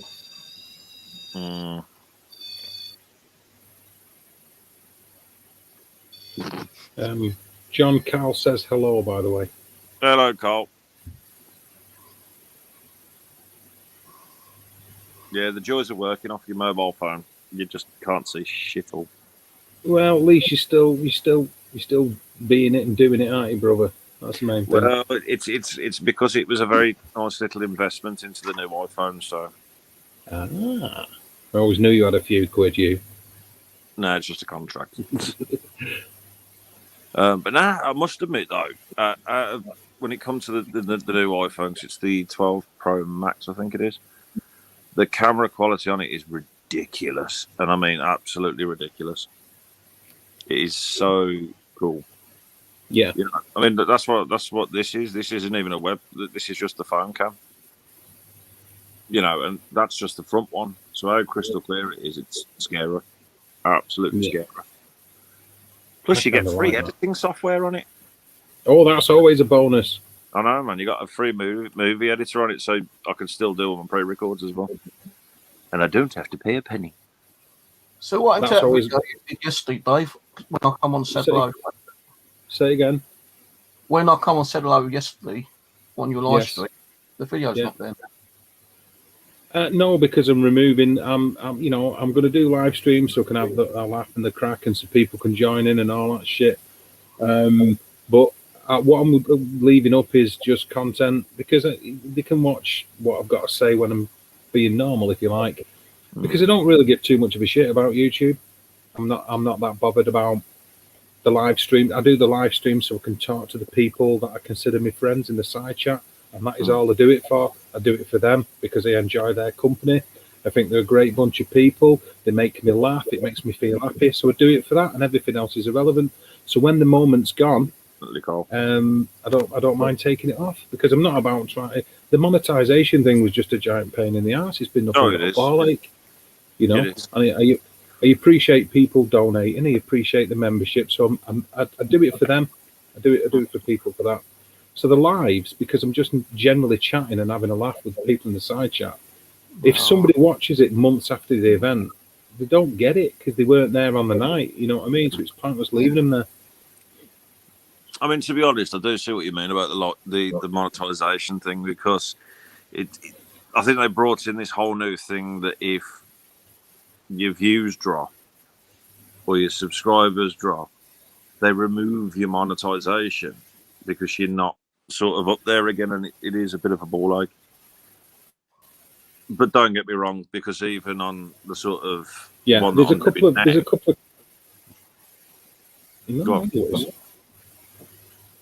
What you're saying is no, I'm agreeing with you. What you're saying is absolutely true, John. Thanks for that, Steve, highlighting that comment.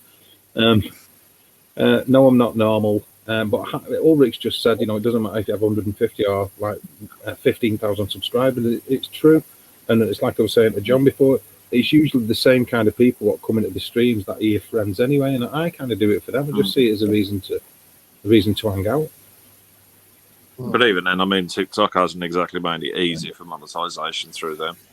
Because obviously, How do you where mean? with YouTube, you got to do your 1K, your watch hours, and then I can't remember what the other one was, but there was another one. Where with TikTok, it's watch hours, and then you've got to get over 10,000 followers. All right, okay. So it's a lot harder. It is harder in the sense of the following side. But the watch hours, Yeah. you can easily poll them up with the live streams. That's never a problem. The other downside to it is you can't keep your live streams. They disappear after so long. I think you've only What on got TikTok, you mean? Yeah, you only get 9 days that you can review and rewatch unless you download it. Okay. So whether it'll be a case where I'll do the live streams on there, download it, and then shoot it over to YouTube, I don't know yet. That's definitely an option. So it's a bit of a 50-50 thing at the minute. I don't know. I'm in an hour in on what to do. The other thing as well is I sort of like I enjoy, what do you call it, collaborating. Yeah, I enjoy collaborating with other channels. So I'm enjoying doing the Mystery Machine thing and talking about particular cases and conspiracy theories and stuff like that. I kind of like that. So it's a good crack, John, you know, and I like the live streams because, like I say, I can waffle on, but I don't like keeping them because when I watch them back, I just feel like, look at this self-obsessed, narcissistic, boring prick. So it's better just to take them off. You know, at the time, it's good fun because I'm chatting to people, but it just becomes self-conscious. I think when it comes to the YouTube live streams, they're the only ones I tend to keep up, really. Out of the majority is just the investigation side of it. But even then, streaming doesn't make it fucking easy when you can't afford it. So it's sort of like, oh, bollocks to you. I've only got X amount of hours a month that I have to play with. So that's why you just raised a really good point there, John. So I appreciate that. You've just reminded me of something that was remiss, and I should have said this. Sorry for interrupting you. No, I should have said this. Is where I'm at now with my subscribers. With the people that have joined the channel, is it sort of turned. I haven't seen any money from YouTube, me, by the way.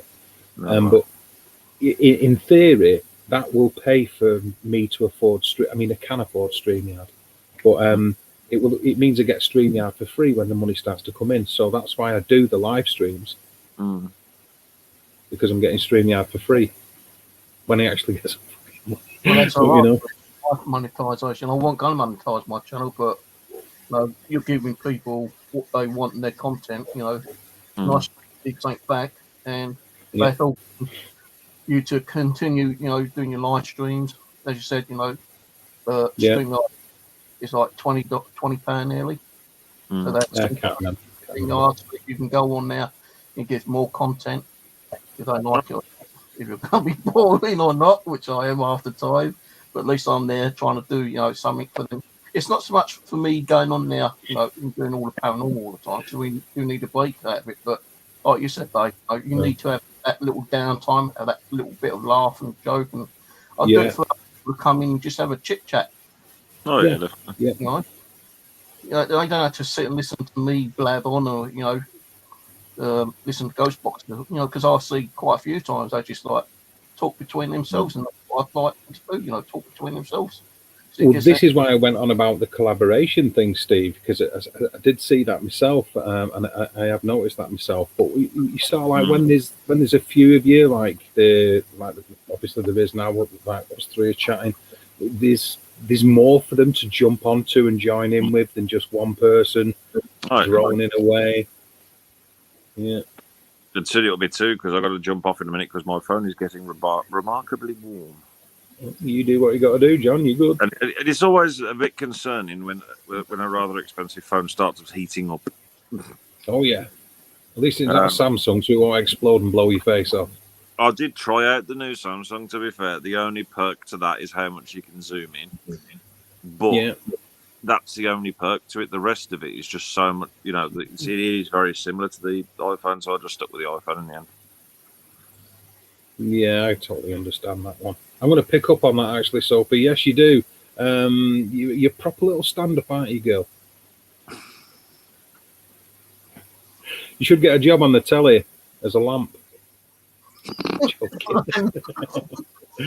I'm joking. Get a job as a doily. No, She's a good girl, Sophie. She's a good girl.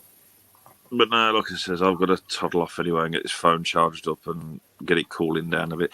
That's the only thing. That's the other thing why I need to get a laptop, because you can only sort of keep going up, lives and internets for so long on phones before they start to get a bit toasty in your hand, and you don't want to kill the battery, especially with the insurance. Is fucking ridiculous. I think it's something like, what was it? I think it's close to about 900 quid just for a new piece of glass if you screw the screen up. Yeah. That's how bad it is. You could get one of the original iPhones and I'll just look at it and go, you'd be better off getting a new one because it's too expensive. But when you look at all the new stuff, it is way too expensive. I have not got a problem with people like you buying iPhones. I've got shares in it. So that is every time absolutely, yeah. No wind up, yeah. Every time people buy an iPhone, I can afford EDIs. Fuck it, I'm going to move over to Samsung now. Just to I was going to say, I wouldn't be surprised.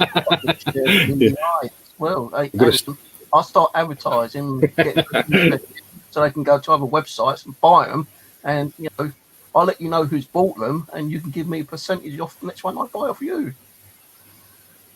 Well, you ever need advice in stocks and shares, give me a shout. I'll tell you how to become skint. How to do it. How to get ripped off. Did I say that? Oh, God. But I'm going to have to shoot anyway, so have fun, boys. All right, brother. It was good to see you both. Yeah, take it easy, John. Be good, man. I'm always good. I'll send you a PM on Facebook, John. All right, no worries. I'll catch you guys later. Right. I'm gonna send you some nude willy pics on Facebook, John. Good ones. See you later. Terrible. See you in a bit, man. Take it easy, brother.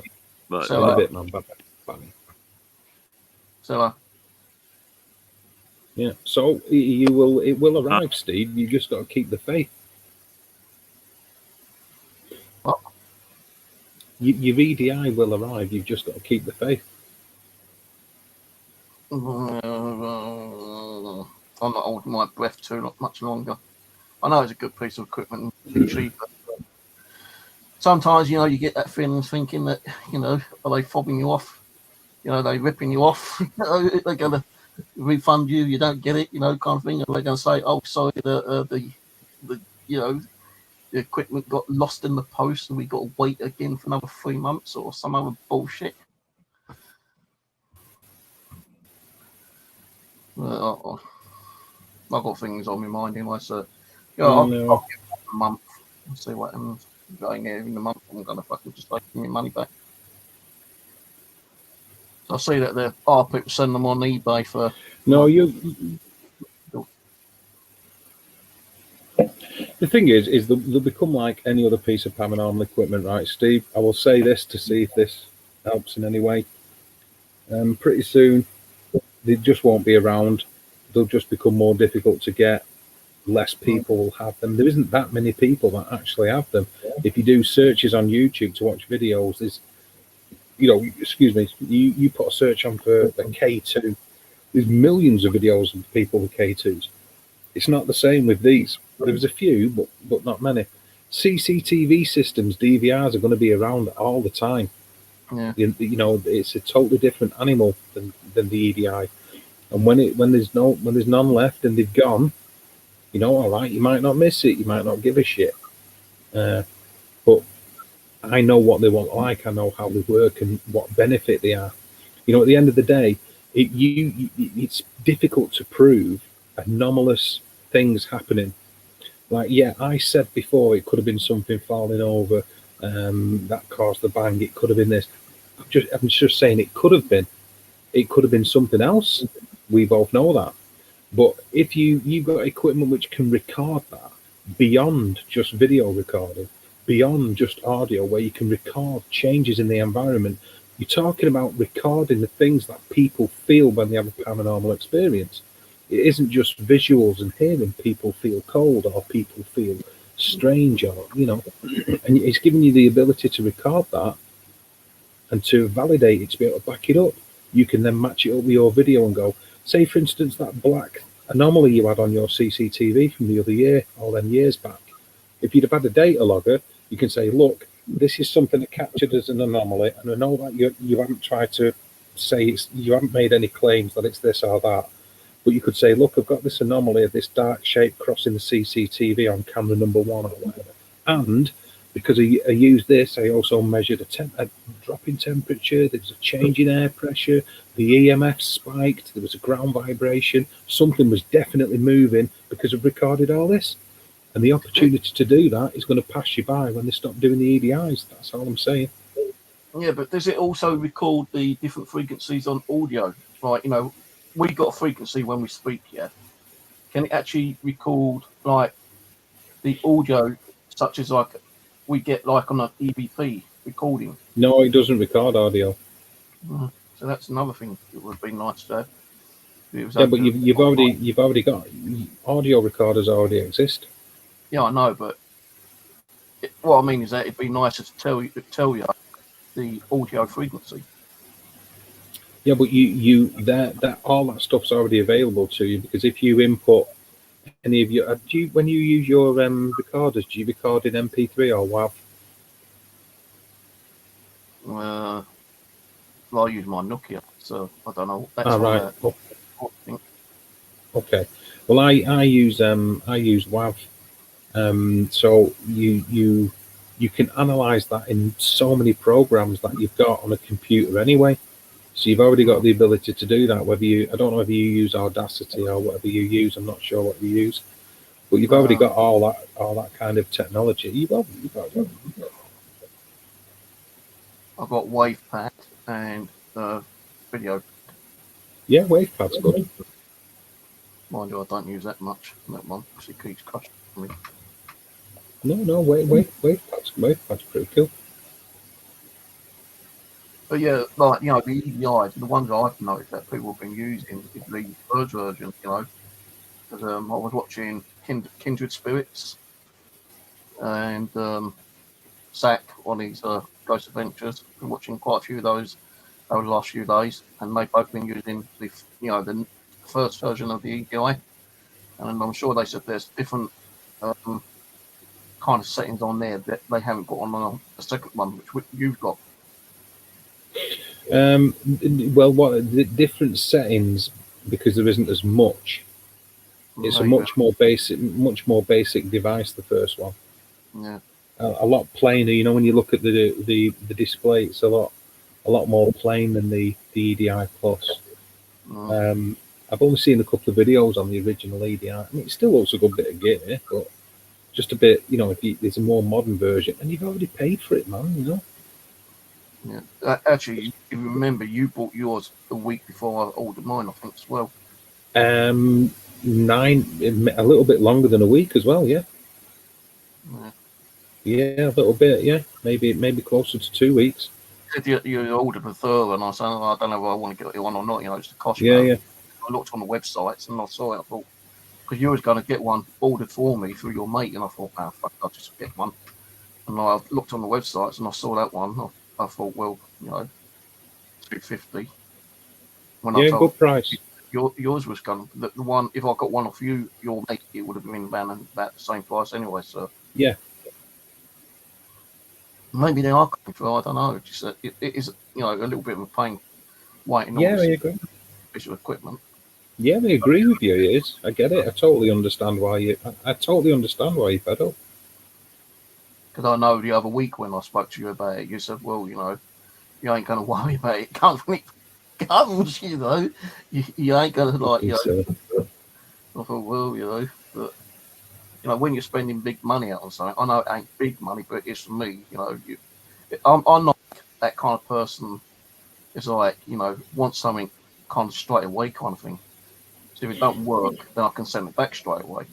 If I've got to wait like 3 months for it to turn up, and then start, mucking around with it, suddenly goes 40, then how long is it going to take them to take it back from me and get a replacement. You know, and that could be another fucking 3 months to get a replacement one. Well,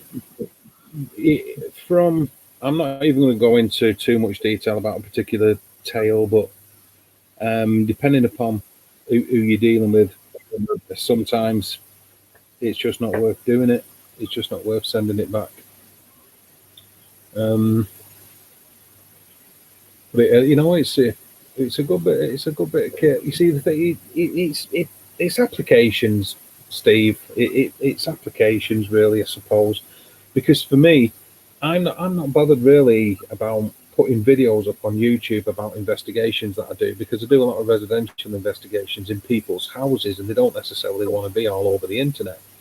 But a device like the EDI allows me to, as scientifically as I possibly can. I mean, I know that it's probably not massively scientifically accurate in relation to a single device that might cost thousands of pounds that scientists use, but as accurate as you can get it yourself. It allows me to record these things and show it to the client, show it to the person who lives at the house and say, look, this is what happened. We detected this, we found this, and can visualize it and see the results of why we're there, rather than just to, you know, when you get a K2 and it just flashes once in a night, it means nothing. That it doesn't mean anything. That's not a great night, is it? You've just had one flash on a K2, but there's loads of other things that might have gone on that you've missed. Now the EDI, it picks up really small fluctuations in EMF that you don't even see register on the LEDs. It's only when you look at the graph, when you put it on the computer, that you see the waveform. And you think, the EMF's been going all over the place all night. And when you mark it on an audio recorder and think, because I know you like doing your spirit box sessions and your shout outs and stuff, your VVPs, you think, okay, I'm starting now, and click or whatever, and start recording from them. You say, well, I got a voice 2 minutes into the session, and when I look at the graph 2 minutes in, I didn't even see it flash, but I've got an EMF spike, and it's validating, it's backing up what you're experiencing. Do you know what I'm saying? Yeah. But it might be too small a fluctuation in the electromagnetic field, not enough to light up the first LED on the device. Something a bloody piece of equipment I had on YouTube channel I was watching earlier before I did my stream. Which one's that? I don't know which one you mean, mate. What was that fucking name there, mate?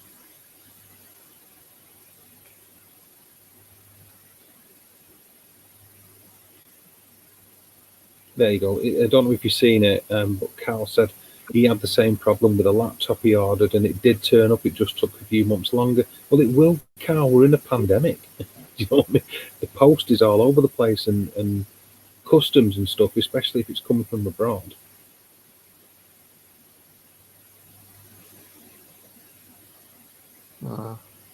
Actually, I've got on me, what's my DNA Paranormal.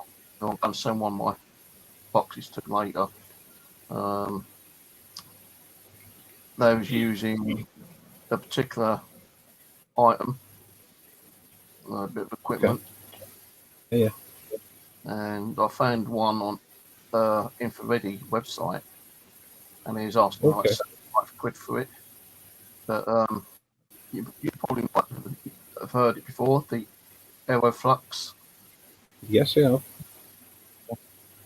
Well, looking on Infrared, and where am I?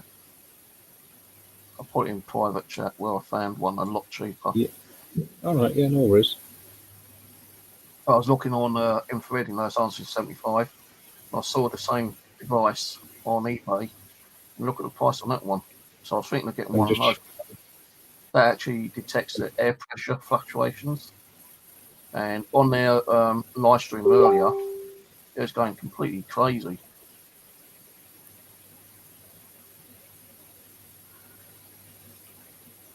But yeah, I know that.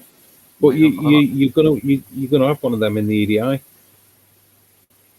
Yeah. Am I? No, I'm not meaning to piss on your chips, but It has an air pressure sensor in it, and you can. Which is the setting? One sec. Oh, I'm not that's one going to over. buy one, but it's interesting because it's got 3 colours, Yeah, and when the air pressure fluctuates. I know the gold found it. Yeah, When I was watching when I was watching that video earlier, their one was going crazy. It kept changing, the colour from like yellow, green, orange, or whatever it was, And I thought, Mhm. well, that's a nice bit of equipment. And I looked on infrared, he found it one on there, and they wanted 75, but then checked on eBay, and I was asking that price, and I thought, should I get one or not? But saying that, the EDI's got pressure, yeah, it has it built in. so I might get one. Well, I won't get one. No point. Okay, no point. All right, I'll leave that on for a minute. I'll still have a chat. Leave it on while we're chatting. See if it moves. Well, you see, the thing is if you've already paid for an EDI and it's got a humidity and air pressure sensor in it and it's on its way, then that 40 odd quid or whatever it is can be put towards a new DVR. Can't it? Put it to one side. With all the stuff I've spent out on, all the components, a few boxes which I've run off now at the moment. Soldering iron equipment, but not millimeters, meters. New hot glue gun. I spent that much money on electronics than I ever spent out on anything over the last 10 years, kind of thing. And it put me in the red in the bank. Why did you?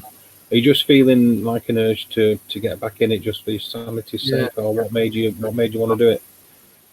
Well, it's like Steve Cooper. He said you used to like building stuff and try and do things with electronics. Why don't you get back into it?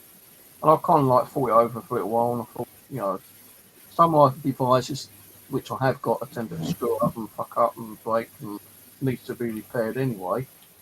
And me, I like try to find another way of making a piece of equipment what we could possibly use in a paranormal. So I thought, Well, I mean, you say, you say Steve Cooper said this, but to be fair, Steve, me and Brandon have been saying this to you for months. Yeah, but Steve Cooper was the first one who said it back 4 or 5 months ago, maybe a bit longer. But I started doing But you weren't buying the gear 4 and 5 months ago. That's just happened in the last couple of months since Brandon started building when he picked your brains. Yeah. So that's really technically the catalyst for it. Steve Cooper was the one who mentioned it, and I was thinking, I don't know. But then when Brandon started building stuff, I thought maybe I should start building a few more things. Yeah, I know that's what it was because I was around. And it kills time as well for you, doesn't it? Stops you being bored doing it. So I've built a couple of these, but these ain't fucking working. And you can't get these. This ain't gives you something to do. This ain't the kit. What's that? Let's have a look. This is an EMF detector. All right, yeah. But, I remember you saying you were getting hold of them, but you didn't build any, or they just didn't work, or what? Well, I've got the boards. The boards, you can't actually buy it off you got I saw a guy who built it on YouTube, and he's got a Gerbil file, which is a diagram you can download and upload to a piece of paper. Yeah, I know what they are. Yeah. I asked him if I was okay to download the Gerbil file and upload. He goes, "Well, that's what it's there for, mate. Hundreds of people downloaded it and uploaded and ordered the PCBs." He goes, "I don't mind you building and giving a few out to your friends and family, or whatever. Just don't start selling hundreds of them, because you've got to think that I was the one who bought the idea. So you're using my idea, and if you are going to sell them, you need to credit me." I said, "Yeah, that's all right."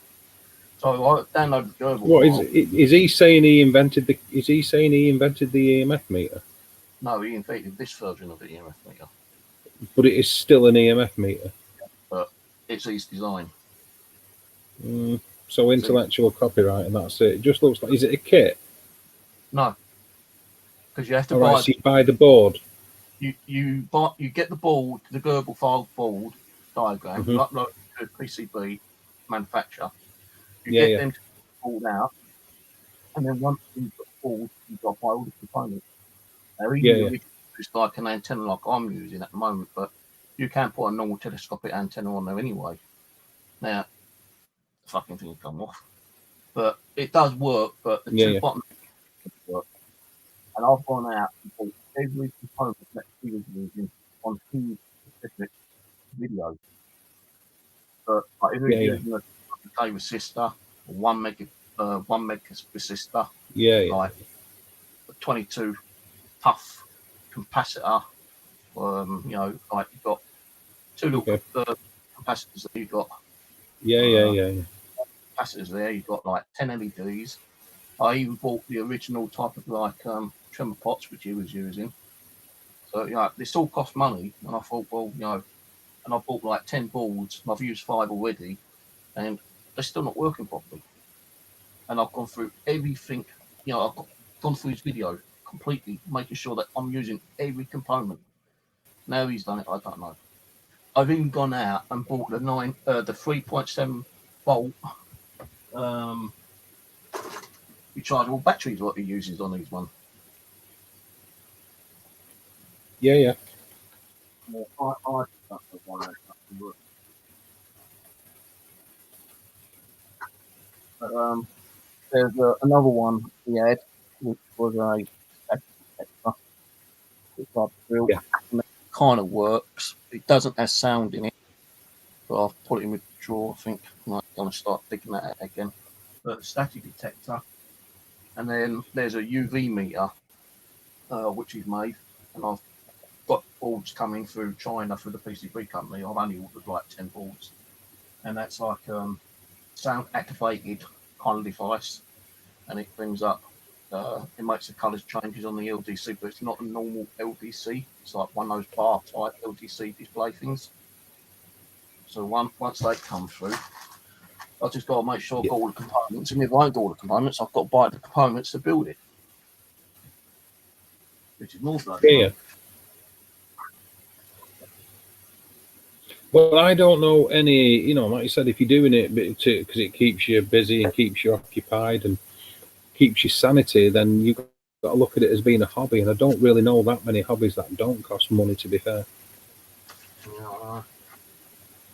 When we bush casting, that cost me money, would you believe? Yeah. I'd still have to go out and buy an axe, I'd buy a hammer, I'd buy nails, I'd buy a string, I'd buy what I call tarps. I'd buy like 10 tarps. I'd buy like cooking stuff like frying pan, saucepan. Mind you, someone did actually send us some stuff with the post as a gift, some camping equipment. But I still had to buy a lot for that. Well, it's not, you know, even with fishing, when you go fishing, you still got to buy all the tackle and everything, haven't you? So, you know, hobbies do cost money. Yeah, that's absolutely it. I mean, I know what you're saying. You can sometimes it can become ridiculous how much you throw at it, but that's how I would look at it if I was doing builds and stuff. Is like any other hobby, you throw money at it. Unfortunately. Good night, Sophie. Let's just catch up with this. Night, Sophie.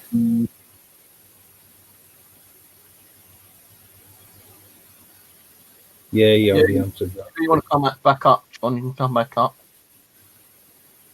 You should have the link still. As long as I'll make sure that I'm in bed before 3 o'clock now. Because, like, you know, I don't know what time the phone calls meant to be between 2 and 3:30. But when I wake up, I tend to fall back to sleep again. The thing is, right, Steve, you can get up early waiting for a phone call that might, you never know when it's going to come. You see, if you're asleep, the phone's still going to ring. It'll happen when it happens, Steve. I normally keep the mobile phone turned off. That's when they kind of ring to the mobile, but I now Why? The mobile phone's turned on. So if the phone call does come through, then I've got to just pick the phone up. Yeah, but why do you have the mobile phone turned off, or just out of interest? Because I still get fucking unknown trolls calling my number. They called earlier tonight, actually. I went, It's not too difficult to change the SIM, though, is it? nah, but you know, I get a load of like junk messages come through the phone as well. You know, like Yeah, there you go. That's what I'm saying. Change the SIM card and give the number out to only to the people that need it, like the people who need to contact you regarding the case, and family and friends. Yeah, well, it should Just change the SIM. I could do, but Yeah. you know, that's The only reason, yeah, I know, I was thinking that, but the only reason I'm saying it is, you know, is being able to get hold of. You've got kids and you've got grandkids, haven't you? If they ever need you and there's anything happens in the middle of the night, you need to be able to contact you, don't they? Ah, but I got my home phone number. Oh, okay, then fair enough, yeah. Well, how come the courts haven't? Right, so why haven't the courts got your home phone number then? And then you can turn your mobile off, but I think you can they still have, contact actually. you. But Yeah. yeah, I could like sometimes I go out doing a bit of shopping. Like I went out a bit of shopping, and I thought they'd Yeah. ring. Yeah. Hope they ring from my mobile because that's the main number they got. Yeah. Like I still get fucking troll calling on, not so much troll, but you know, like I had a phone call from BT yesterday. Going, this is BT. We are now disconnected your connection. I thought, well, fucking disconnect it because it was disconnected fucking December, you dopey cunts. Yeah, absolutely. Yeah, but yeah, I've got my other mobile, which I'm gonna like get the number reactivated on that one as well. And if it's like just as pay as you go, because on that one, I can't get the SIM card out. This one, for some reason, I can't get the SIM card out. The thing won't come out where the SIM card is, so I can put the memory card in. Yeah. So the older one, my old contract one, before I got the new one, this one still works, and I'd only put a memory card in this one with all the files from that guy. Because like, if the call wants to see the video and they've not seen it and they want to, you know, kind of like review it with him on that day, Yeah. I've got it on the phone. Oh, hiccups. Excuse me. I've ordered another. I don't know why, but I ordered another fucking meter, didn't I? It only cost £7 as well from China. But you know, some of them do different things. Give it seconds. Sorry, I was typing. So did you do Steve's investigation? Yes. Yeah, we done a few hours there, but I got a call about a bungalow residential. So we've done a couple of nights there. I have got a video of that. Not done anything with it yet, but we're going back to Steve's because I still intend to do a live stream from there. But we did do a few hours, yeah, and absolutely nothing whatsoever happened. Typical. Yeah. They know that you're going to do something, and they're going to fucking say, bollocks, we're not going to give you an activity. You actually, seem to get all the activity. Seem to kick you in the bollocks, don't they? And then like kick up a storm when you walk out the door. You know, sometimes, and I may sound a bit crazy by saying this, but I think when spirits know that you're going to come around to do an investigation, they feel like they're there as like a clown. You know, they expect you to get them to do things when they're not ready to do it. You know, it's like a circus.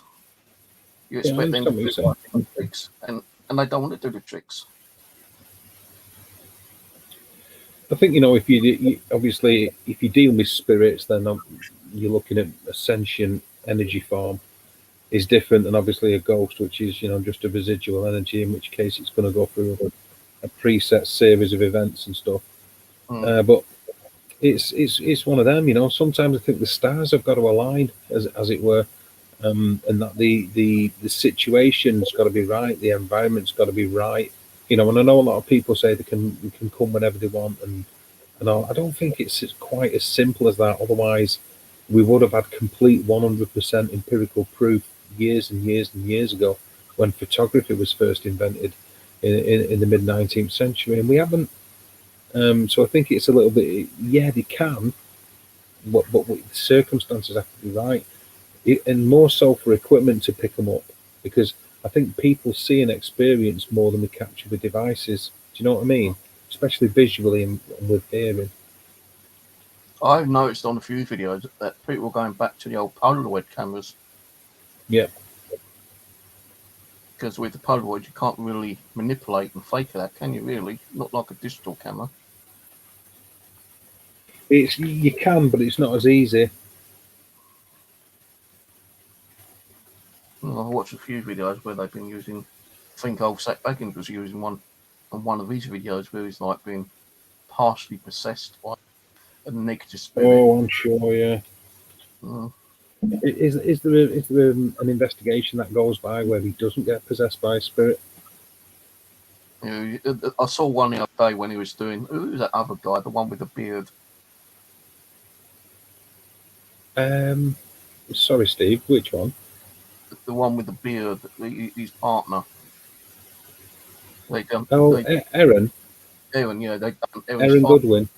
Yeah, they done these for her house on one of the videos because his dad was getting like a lot of paranormal activity there. Oh, okay. Yeah, I kind of like him. Sort of when they first started out, you know, when Nick was with them, you know, Nick Groff, Zach Bagans, and Aaron Goodwin. I sort of preferred Aaron. He was my sort of like favourite character. But I know, I'm thinking the other one, Ghost Adventures, not Ghost Adventures, Ghost Nation. That used to be. What one would they used to be? God, they changed their name, didn't they? Because they got caught out fucking bacon shit. Are you going about Ghost Hunters? Yeah, Ghost Hunters. Yeah, they changed the name. Yeah, Taps. Yeah, they got caught out, didn't they? A few of their buddies like came out and told a few truths. Amy and the other one, the other guy, they've got their own one now. Kindred Spirits. Been watching yeah. Watching them ones. They've been pretty more interesting than fucking Ghost Nation ones. We're just quickly looking then. Oh, excuse me, on Twitter for the other one. What is it? I forget the name of the other one.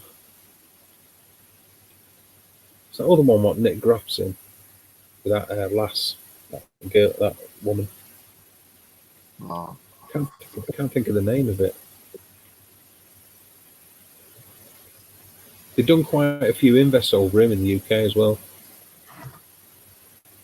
I just can't for the life of me think of the name of it. I'm starting to lose the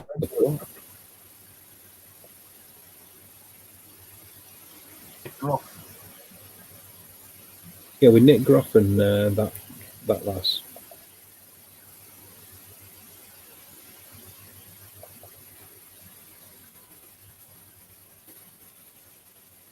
Paranormal Lockdown. That's it, thank you. Google it, mate. Just Google it. Yeah, I was trying. I don't watch them, to be honest with you, at the moment. What, Paranormal Lockdown? Yeah. Yeah, it's pretty cool. I mean, I might have watched a few in the past, but not more recently. I take them all with a pinch of salt. And I think anybody who's into paranormal should take all TV shows with a pinch of salt. Yeah.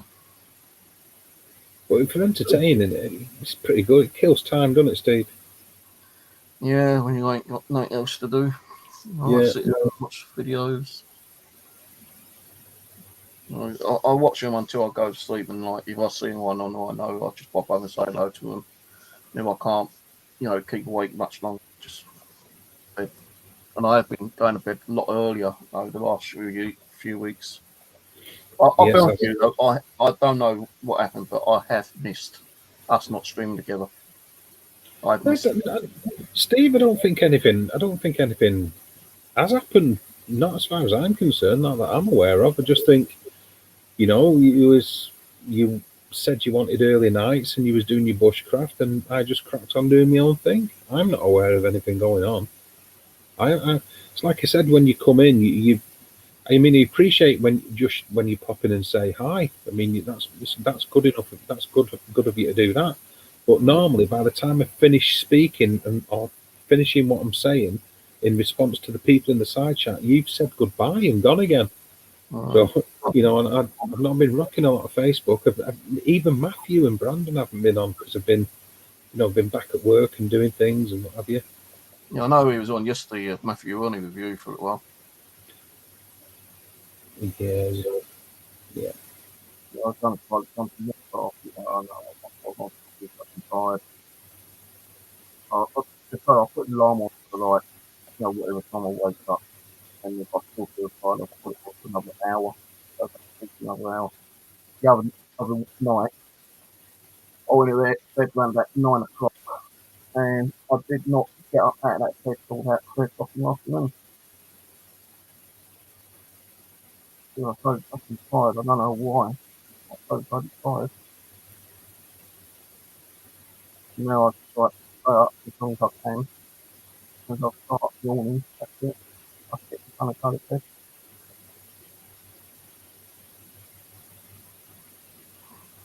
Right, no tunnels around here.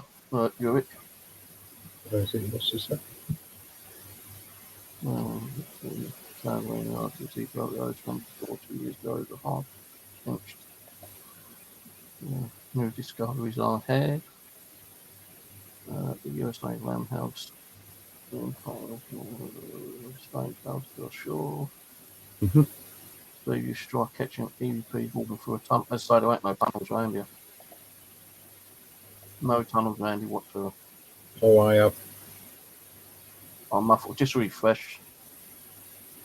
The echoes can often have some. See, like I did do a little ghost box session last night with the old Necrophonic. Like, I'm getting kind of like a little bit more, but I'm still not making head to tail with what they're saying sometimes. Yeah, I mean that's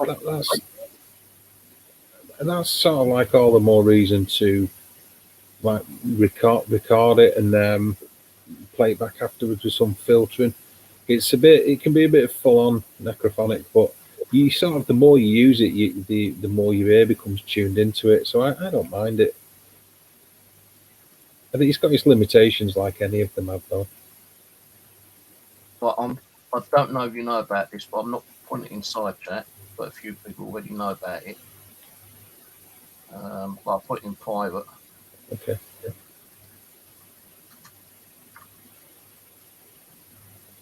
No problem.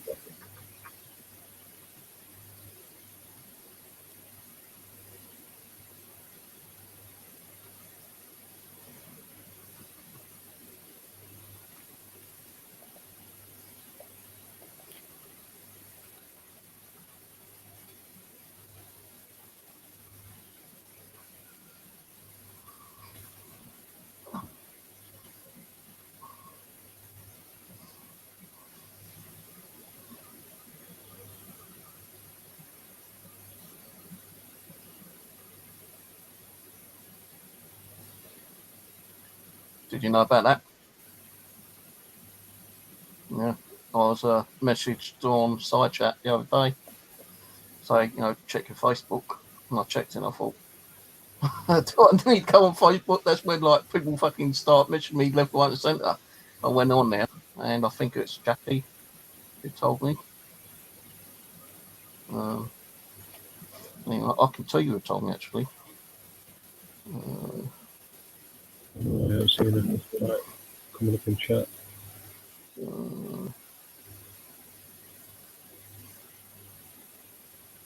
Yeah.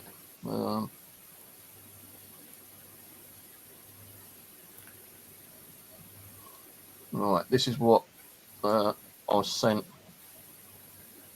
through Facebook, and this is last Thursday. No problem, Shazzy. Yeah, we agree with you, Carl. I haven't heard anything from him, just that he got stabbed. Okay, I'm looking at it now, mate. We ain't ignoring you, Shazzy. We ain't just seen you chatting, that's all. No problem, Shazzy. Right, okay, I'm with you. Okay. Yeah, that shocked me. That shocked me. And there's one thing I will not do, because I believe that when someone passes away, they need to be laid at rest. They need time to cross over and be at peace. And there is no way in hell am I even going to even, I think about the person. I thought about the person every single day. But there's no way am I going to try and communicate with that person for at least 3-4 months. Because I respect that person. I need them to lay at rest and be at peace. Well, I agree with you. I don't just think about the person who's passed. I think about the people left behind as well. Yeah. And this sort of came up in one of my streams the other day. Somebody said they were going to do an invest, and I was like, why? If somebody died there and it's recent, do you not think it's a bit? And they fell out with me over it and tried being an arsehole on the stream. And but all I was trying to say is a lot of paranormal investigators look at it the same way. There's time for things to there's time to let things happen, isn't there? You know what I mean? Yeah. Plus, I was actually also thinking about their family. Like, I'm pretty sure that their family wouldn't want someone doing some form of communication, days after. Now, if I was to even going to consider doing one, I'd try to contact the family and ask permission if I could try to communicate with them. Yeah. If they say no, then I wouldn't. What would you do, though, if they were actually coming through a ghost box session and you weren't even planning to, like, it's just doing a normal ghost box, and suddenly that person's name came through the ghost box and you're thinking, well, is that person? Would you try to communicate with that person there and then, or would you just say, right, I don't know if you're the true person who I'm thinking of? Yeah, I know what you're saying. Would you continue with it, or would you just say, no, I'm sorry, I'm not, because I've got no permission of doing it? Yeah, I see. I see your point. I sort of see that as different, because then they've tried to make contact with you rather than, I've already smashed them, by the way. Rather than the other way around. You know what I mean? They've tried to contact you. So in a way, I think I would sort of almost feel ignorant if I didn't carry on the communication if they come through. Do you know what I mean? But that's different than actually going out looking for them just off the chance of thinking, right, I know somebody died recently, so I'm going to do a spirit box session, which is a bit, it's a delicate thing. It's not something I would do personally. I wouldn't mind, but during the conversation, they actually turned around and said, it's up to you. You do what you want. I don't know. That's up to the individual, isn't it, how they want to do things. Like, people have asked me, like, would you, try and do a session and communicate over? I've said no, I wouldn't, because I'd rather, let them, lay at rest and hopefully cross over and be at peace for at least, several months before I even decide to even do anything, kind of thing, try to communicate with them. Yeah. I would rather hear their name come through first before I actually start calling their name out. Yeah, that's what I'm saying. If they instigate it on their side, then it's different, isn't it? Just out of respect. But it's up to the individual, and that's the point I was trying to make. But saw his ass, and that was it. So it's over it. No, there's only one Steve on here. And I know you're not a troll, because I've just gone onto your channel. You've got 143 subscribers and quite a few videos. So, you're for now. For now. Just be nice. Because you will get kicked off if you're a troll. No, because when I heard about it, let's say, I know it's just probably, the normal thing, you think about the person, because they were a good friend to you. And I thought about the fact everyday kind of thing, Yeah. Yeah, and I've had like the weird sensation. I can't say for definite, prove it, but I've had the weird sensation that someone's like been closer to me and watching me, and it felt like a female presence. But that could just be anyone. It could even be, on my family. It could be, anyone really, if it is a female presence. I'm not turning around and saying it was her, but, since then, I felt like, more of a female presence around me kind of thing. Why? I don't know. Well, that can be brought on by expectation as well, though, can't it? If you it felt like this, you could sort of like bring on that energy around yourself by feeling like that, even if there isn't something there. I'm not saying necessarily there wasn't something there, but you can sort of bring that about. I suppose it's probably like emotional energy I'm creating, probably, maybe. Yeah. No, I'll miss the person. Yeah. I miss the nagging and, bullying that they used to do to me, but they done that to me in like a positive way, type of thing. Yeah, sometimes people mither you and give grief because they're watching out for you rather than being against you. So it can be just a bit difficult sometimes to see it, can't it? Yeah, well, that's what she like. She said like, I need to do this, Kai, because I love you like a brother, and like, I don't want to see you going down that hill again, kind of thing, and being all stressed out, and people coming back on your channel and causing problems. So just don't talk about it, And as soon as I did say something, she was on my back, straight away. Stevie, why could I come and kick your fucking nuts? Okay, I'm sorry. Yeah. You ain't gonna get like her. No. You see, people like that come in handy though for keeping them straight and narrow, keeping people balanced in the way you think about things. Yeah. I'll give it time. I might, if I get to her name, then I might, try and communicate with her. But I just hope that you won't try to communicate with me for at least 3 or 4 months, kind of thing. If she ever does, I'm not saying she would. But if she does, 3 or 4 months. Yeah. And it's got to be, her wanting to communicate with me. And then if you get a name coming through the ghost box, it doesn't mean it's her. It could be a different person with the same name. Well, you see, the thing is, with what you're saying about a friend and seeing people making comments in the side chat about friends and family, that's completely different anyway than just hearing that somebody died in a car crash a couple of days ago, so let's go and do a spirit box session there. It's completely different. A total stranger who you've never met, totally irreverent. You don't know the situation behind why they chose to do that or what instigated it. You don't know the family and how they're hurting or anything. So it's just a little bit insensitive to do it, is what I think. If it's family members and friends and people it's a different kind of thing. It's socially. If those people were alive, you would interact with them different than you would with complete strangers.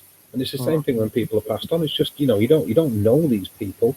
The only reason you're doing it is because you think, well, they've got to be dead. So I know there's definitely a dead person here, so it must be haunted. And I don't care what anybody says. That's why they fucking do it. Because they think somebody died here, it has to be haunted. I'm going to get results. Here's my spirit box. Here's my K2. And that's why they do it. There isn't, there's no other reason to do it. There's a lot of famous YouTubers do it, and we're not going to mention their names. But that's why they do it, because they think, well, there has to be activity because somebody died here and it only happened today. I mean, come on. But if it's family or friends that are trying to come through, it's different anyway, isn't it? Because you know the spirit person, the energy, you knew them in life, so it's different. That's just my opinion. Yeah.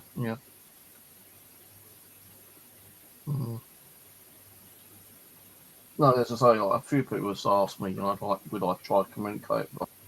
And I said, well, no, not at this time. I would no. I'd give it 3 or 4 months, and if I did, I'd try to go to the family and ask, permission if I could try to communicate with her, see if there's anything she has passed on to. And if they say, yeah, okay, fair enough. Then if they say no, we don't want that happening. We just want it to be left alone, left in peace. Then I respect that. But then I say, well, if I start hearing messages from her, do I reply? Because there might be an important message that she wants me to pass on to you. So that's with what you just said there, Ulrich. Sorry, Steve, I did hear you. What you just said there, Ulrich, with the last one, that's sort of how I sort of see it is. I know it's a little bit, a bit dramatized, but I agree with that. It is like robbing a corpse. It's, you know, it's somebody's loved one you're talking to after all, or you think, yeah, this will make the K2 flash. This will give me something I can put on my YouTube channel or what. It's like, come on, wow, how much of a ghoul do you need to be? It's just not something I would. It's not something I would do, is all. And then to, you know, be on my channel and then sulk when I'm voicing my own opinion on my own channel is like, you know,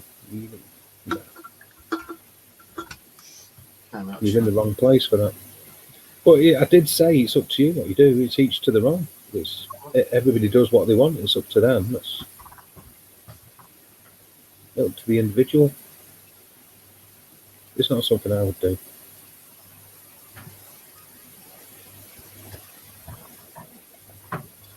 See, for people to do that, you know, and try to communicate with someone straight away, I think it's just disrespectful anyway.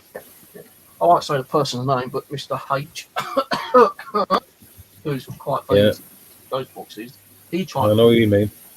Well, he tried to communicate with someone, but he'd been buried, and that's just taking him down to the, you know, the plot to be buried. And he's trying to him, and also like post out, you know, advertising his ghost box. Like he showed no remorse or, you know, nothing like that. I think it was very disrespectful, and quite a few people found disrespectful. I know exactly the situation you're talking about, mate. Because as did I. You know, there's times. There's a time for it. There's a time for everything, but there's also a time to be respectful. Whatever.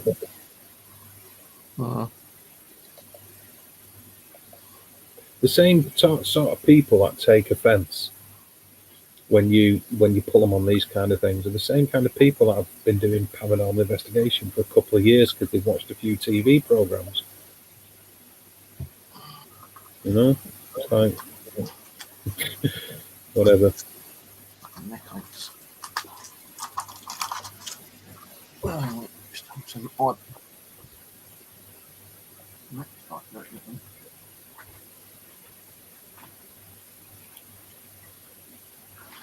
Yeah, I agree with that, Ulrich. That's a big part of why a lot of them do it completely. Drop that famous name. You know, mention that famous name and watch the views go up or the subs. Completely correct. Anyway, yes, sir. So, what's your plans over the next few weeks for streaming wise? I'm really, in all honesty, Steve, I'm going to get rid of that in a minute because I need a scratch on my back. I'm not really making plans regarding streaming. I'm just streaming for the fun of doing it when I've got the time to do it. Because I'm sleeping more and having more nights off.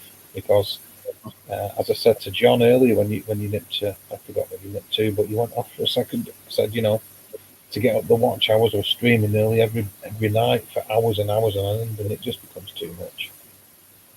So I don't do that anymore. I just come on when I want to. So I'm going to keep doing the Mystery Machine on the Wednesdays. I'm going to keep uploading pre-recorded videos for the members and stuff, and doing live streams when I can and speaking to people and my friends. Well, if I'm ever invited, when are we going to do our next ITC stream? We'll do one pretty soon if you want, mate. We'll sort something out.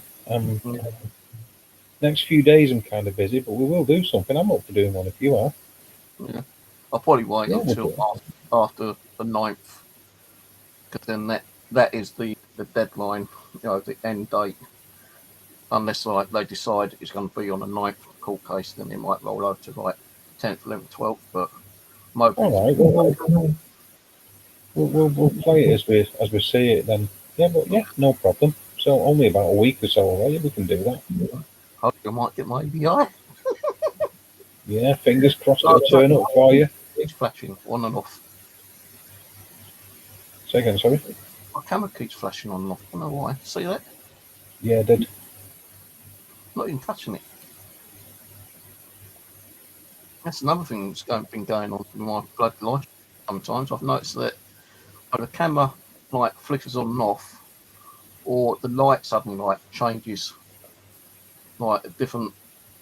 It'd be like it is now, and then suddenly it go.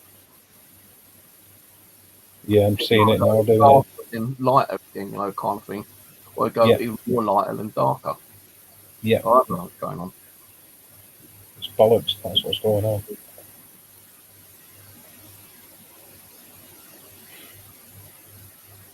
So you spoke to Matthew last night.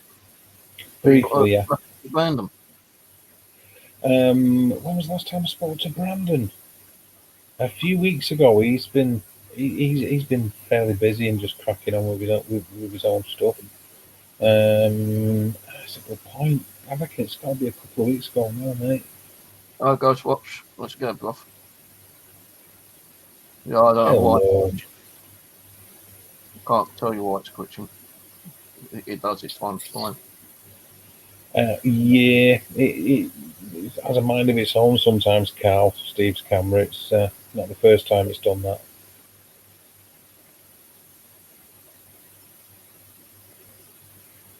Getting used to it now, aren't you, Steve? Fun? I mean, you must be getting used to it messing you about now, that camera. Oh, right. It's going mad now, isn't it? I don't know why it's doing it, because this camera isn't that old. This is my third Microsoft HD 3000 webcam, and it ain't the USB ports. So I've got it connected to a hub, and the hubs are like USB hubs, USB ports. Yeah. And not the USB 2s. So it's got enough power going through there. So why it's doing that, I've got no idea. And I did change the camera over not long ago, just to test it, and even that one was working perfect. So I thought, I'll just put this one back in again. So if this one does suddenly die on me, at least I've still got two of the other ones which still do work. The only reason I bought new ones because I thought it was the camera all the time, but it wasn't. It was the bloody USB ports on the old computer. Do go down though. No, let me just. What one is it? There you go. Carl says yes. Seen it do it a few months ago. There you go. Ding ding ding.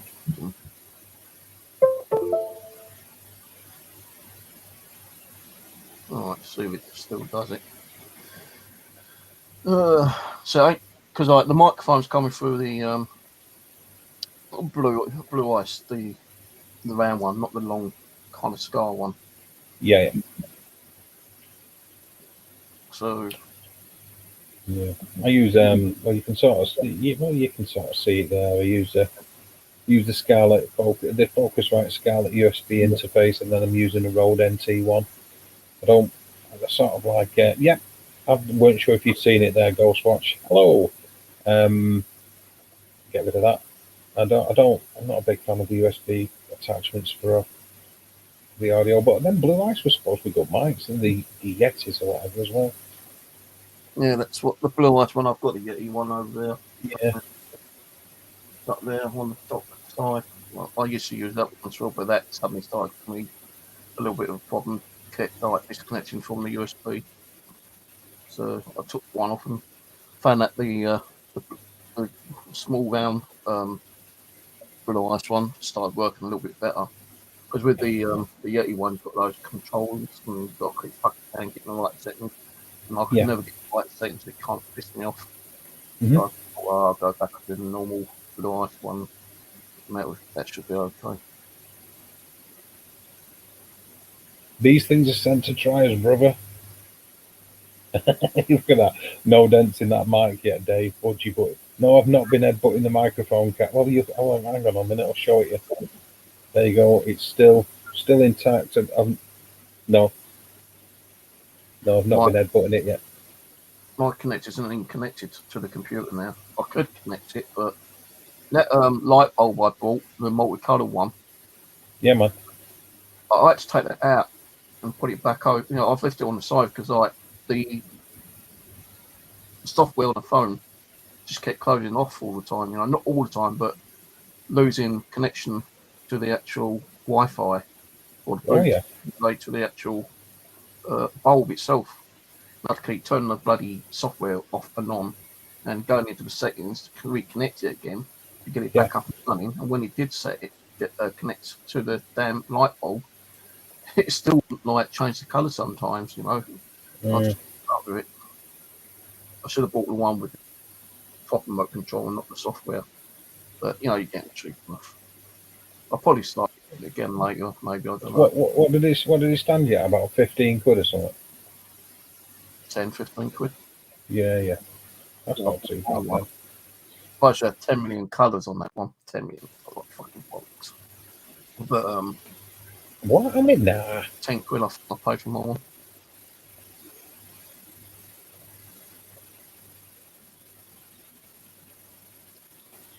Yeah, 10 quid. I don't even know. I suppose it is a great deal if you can't afford 10 quid. But I mean, for what it claims it. Yeah, round mirror and a bell on the spring. Yeah, I know I do, man. I know. I'm going to bring my mirror back in soon. Because like, every time I go in there, it's like keep getting knocked over or falling over somehow. And I'm a bit concerned that that glass might break. So it's more safer in here than it is in the living room. Excellent idea, Carl. Honestly, Ulrich, I'm bad. Every time you hear like a bump, it's me nutting the microphone as I move around. And Carl, he's always quick to pull me on it. Yeah, I've sort of got. Well, I don't use a bulb like you use, Steve, but I've got a Parcam. They're known as a Parcam, which is stage lighting. So I've brought one of the stage lights from the studio. And I just sort of like plug that in and let it go through the cycle of, automatically changing colours, and it's pretty relaxing. You know what I found outside the other day? What's that, mate? A LG 42-inch plasma TV. Nice. Is it a worker? It had like these bloody fucking heavy wall mounts on the back here. So, and because I've got problems with my left arm still, I had to carry it home with my right hand, and I had to put it down a couple of times. I thought, I bet this ain't going to fucking work. I brought it home. I connected the power cable in. Nothing. So I thought, well, maybe, it could be the power cable. So I dug another power cable, connected it up, and because it had no remote control, it's got like the settings on the side. Pushed the button, LG came up. Nice. And it came up with a menu, so I've got one of these cheap fucking TV aerials out, stuck that in, done a tune, picked up over 140 fucking channels on a shitty TV aerial in the hallway. So yeah, well, it goes down. I've got a backup. I thought, it'll have a good receiver in it. That's why the digital decoder inside the TV will be sensitive as well. Night, Shazzy, by the way, take it easy. Yeah, it's an LG 42 plasma. Nice. So that's a good idea. That I'm going to do that, Carl. It'll be easy. Yeah, just set a drum kit up around the mic, and then if I start banging into, thank you, Steve. Yeah, if I start like banging away at things, it's all legitimate. You know what I mean, brother? That's a bonus, then, isn't it? That Steve finding that. Well, the only reason I picked it up, I thought, well, if it don't work, just strip it out for the components. True. That's what a lot of them are surface mount, though, aren't they? Yeah, but I've got the on that solder station. I've got like the hot air gun, which I can like heat up the components and just wipe off. And I've got like the solder sucker and all that kind of stuff anyway, so that wouldn't have been a problem for me. So I want to learn to do solder the old surface mounts a little bit later on, because some of the balls that I'm hoping to get will be surface mounts anyway. So I thought, well, if it don't work, I'll just like open it up and just take all the components out. They must be useful for something. So I tried the first power cable, and I thought, well, maybe it could be the power cable, or maybe it might be the socket. So I swapped it over there in the other socket, and it still didn't work. So I thought, well, fuse in the cable, and I ain't going to hunt around for a fuse. I'll just look for another cable. I found another cable in a few minutes, stuck it in, and I saw the little red light come on at the bottom. Thought, ooh, I pressed it on and it went LG. Yeah. Thought, yes. I thought, lovely, it's working. It's a 42-inch TV. I probably upgraded to a bigger TV because I looked on the website for it, and I think originally when it first came out it was like about £600-700. But now you can buy them, second hand for about 150, 200 quid second hand. Oh yeah, easily. But it is plasma. I checked on the serial code and everything. But it's definitely plasma TV. I don't know what the one I've got here. All I know is actually, I can't remember the model number. I'm going to start pulling that out to find the model number on this one. No. I don't think this is a plasma. Hey Beth, how are you doing? Beth. How are you doing, Bethlehem? Early enough tonight? No, you ain't. Sorry, I'm going soon. Yeah, he's going in a minute. But yeah, you, as far as you're concerned, you're on early, Beth. Nice to see you, darling. How are you doing?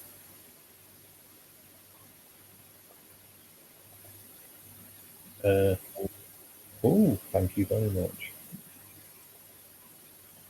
Yeah, a bit of a bonus, that. Yeah, you heard me, Bethlehem. Yeah, you probably do with getting your head down, resting, chilling, watching some vids or something, Steve. Yeah, probably will do. I might watch one video before I go to bed tonight. Yeah, so have you gone? Last night I was watching more of the Kindred Spirit ones. I feel that they are more kind of like, they seem to be more kind of responsible and more uplifting to the spirits and fucking like, the group they used to work for. They show more emotion and more care. The others, they're trying to get the activity and get the views for the TV show. Well, that's nothing new there, is it? But these two people, they seem to be, what's her name? Amy and fucking I keep forgetting his name. They seem to be more, into it. And they want to try to learn more about, the spirit and try to help the spirit to understand whether it, and they try to like calm it down if it's a nasty evil one. Asking the question like, why are you doing this? Just like, everyone does, I suppose, but they do it, I think, more of a politer way, I suppose. I'm polite when I do it too. I'm it's. I don't think it does you any harm. I don't like, provoking, but I do have like a little bit of a playful provoking, like, oh, you son of a bitch, do something you lady after, that's just me joking around. But, if you're going to start, really, really, really provoking, like I know someone done it in the past, then, you don't know what kind of like response you're going to get. Well, it's one of them, and it's each to their own how they want to conduct a spirit box session. But I don't. It's not the way I do it. But whatever milks your Guernsey. Yeah, with one that I used to work with, he always fucking provoked them. I didn't like the way he provoked them, but he said, like, he does it to get the activity. Well, you don't need to be provoking them. They're going to do the activity. They're going to do it. You don't need to do what you're doing. Mm. Yeah, but, it pisses them off and, you get even more activity. Oh, yeah. Maybe so. What you're saying. I'm itching to get out and do something. Sick of being in the house. You'll do as you told you, lady. No, I can relate to what you're saying there, Beth. It's you end up with cabin fever, don't you? And hopefully you got a few bits not long ago, didn't you, Beth? So you should be able to get out and do a little bit of your investigations and stuff like that. And Sheriff said it's in a video for you, I believe. So all's good. You'll be out and about soon, Del. Don't worry about that. Yeah, I get it. Put up the portal. Yeah, come on over, darling. Come on over. I'll do an invest with you.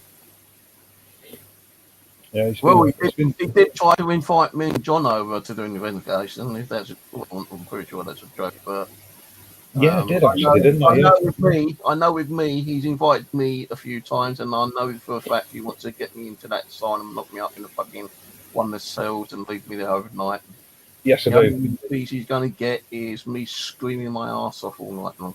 Yeah, but just imagine how good it'd look on YouTube and how many views it'd get.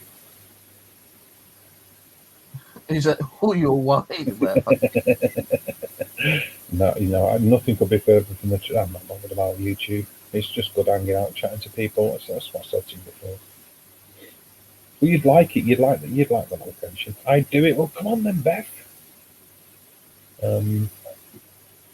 You would like the location, Stephen, or you would. Yeah, but there's a couple up near your way, ain't there? Silence.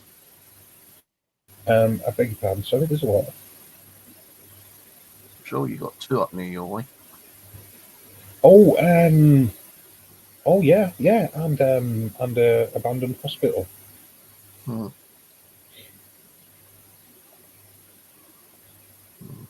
You'd like all of them, mate. You seriously would. I suppose if we had to choose with the nearby locations, one of the ones that's the most on top, where the atmosphere is just really, thick as soon as you walk in, and where it's really oppressive, is an old pub, actually. And that feels more, the vibe, the atmosphere feels really thick and potent, more than the asylum or the hospital.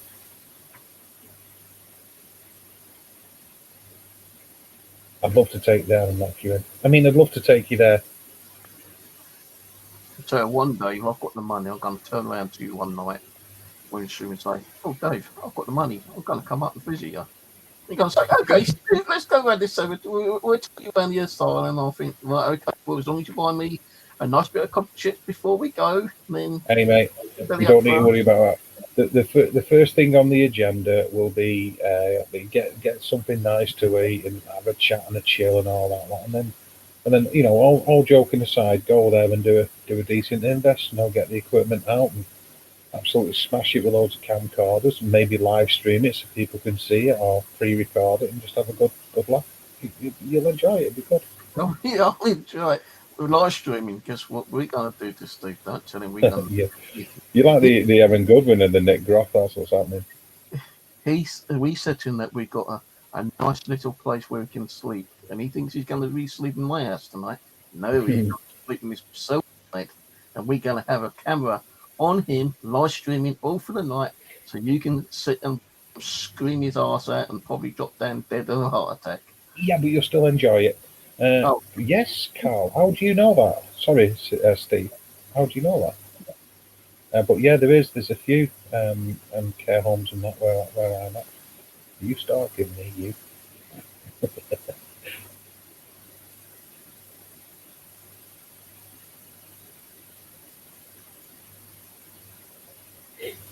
Chicken. No, you need to go. Look, if I went to a location like which I have been to anyway, like with Pete, when we first had that poltergeist activity when I was down in the living room, and all that stuff got thrown at me, that scared the shit out of me. That really scared the shit out of me. I did not expect that, and I was very, very, very kind of like, well, do I ever want to come back here again? Yeah. That scared the shit out of me. But I did go back there. I went back. I've been back there, not recently, not for the last 3-4 years. But I went back there every time he called, because he was provoking the spirits left, right, and centre. And he did, because he was getting all this activity. He's saying, "Oh, I've kind of like come to sync up and it's scaring the family. I need you around here." And I had to go around there to fucking rescue him in one way, and I wasn't really rescuing him. I was rescuing the fucking spirits, trying to help them cross them over. Because I'll be honest with you, I didn't like the way, and I don't care if he's watching or not. I didn't like the way he kind of spoke to the spirits sometimes. Even when I was trying to do EVPs, I had to go at him one day. I said to him, "Can you be quiet? I'm trying to do an EVP." He goes, "Ooh." I said, "No, come on, look, we're supposed to be doing investigation." He goes, "Yeah, but Steve, you've got to realise that spirits, were once human beings and they like a bit of a laugh and a joke. So, yeah, but, Yeah, well, you know, that might be true, right? That might be true. Sorry for interrupting you, Steve. That might be true, but you was trying to do an EVP session, so you don't need somebody dicking around and making noises on it because it contaminates the the thing. But people do things differently, and that's up to them. I'm pretty sure he wasn't doing it deliberately to wind you up, just having a bit of fun, wasn't he? yeah, I know, but you know, I would do that to him when he was doing the EVP. You know, I'd be a bit more respectful and like, you know, Yeah, I know, I get that. I'm not that kind of person. If I go to an investigation, I want. I know a lot of people want to be kind of like, how can I put it? Positive, no, not positive, but I can't think of the word.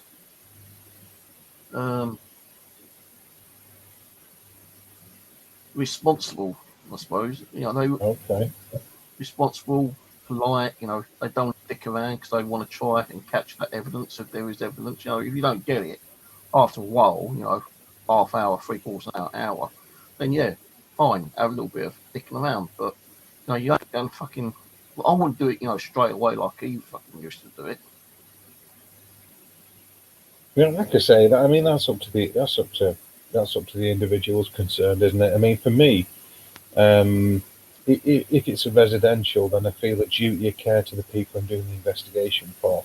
If I'm just at a location what's got a bit of history for activity, but nobody sort of like lives there, then for me it's like just crack on and do as you see fit, because lots of locations are open for contamination anyway.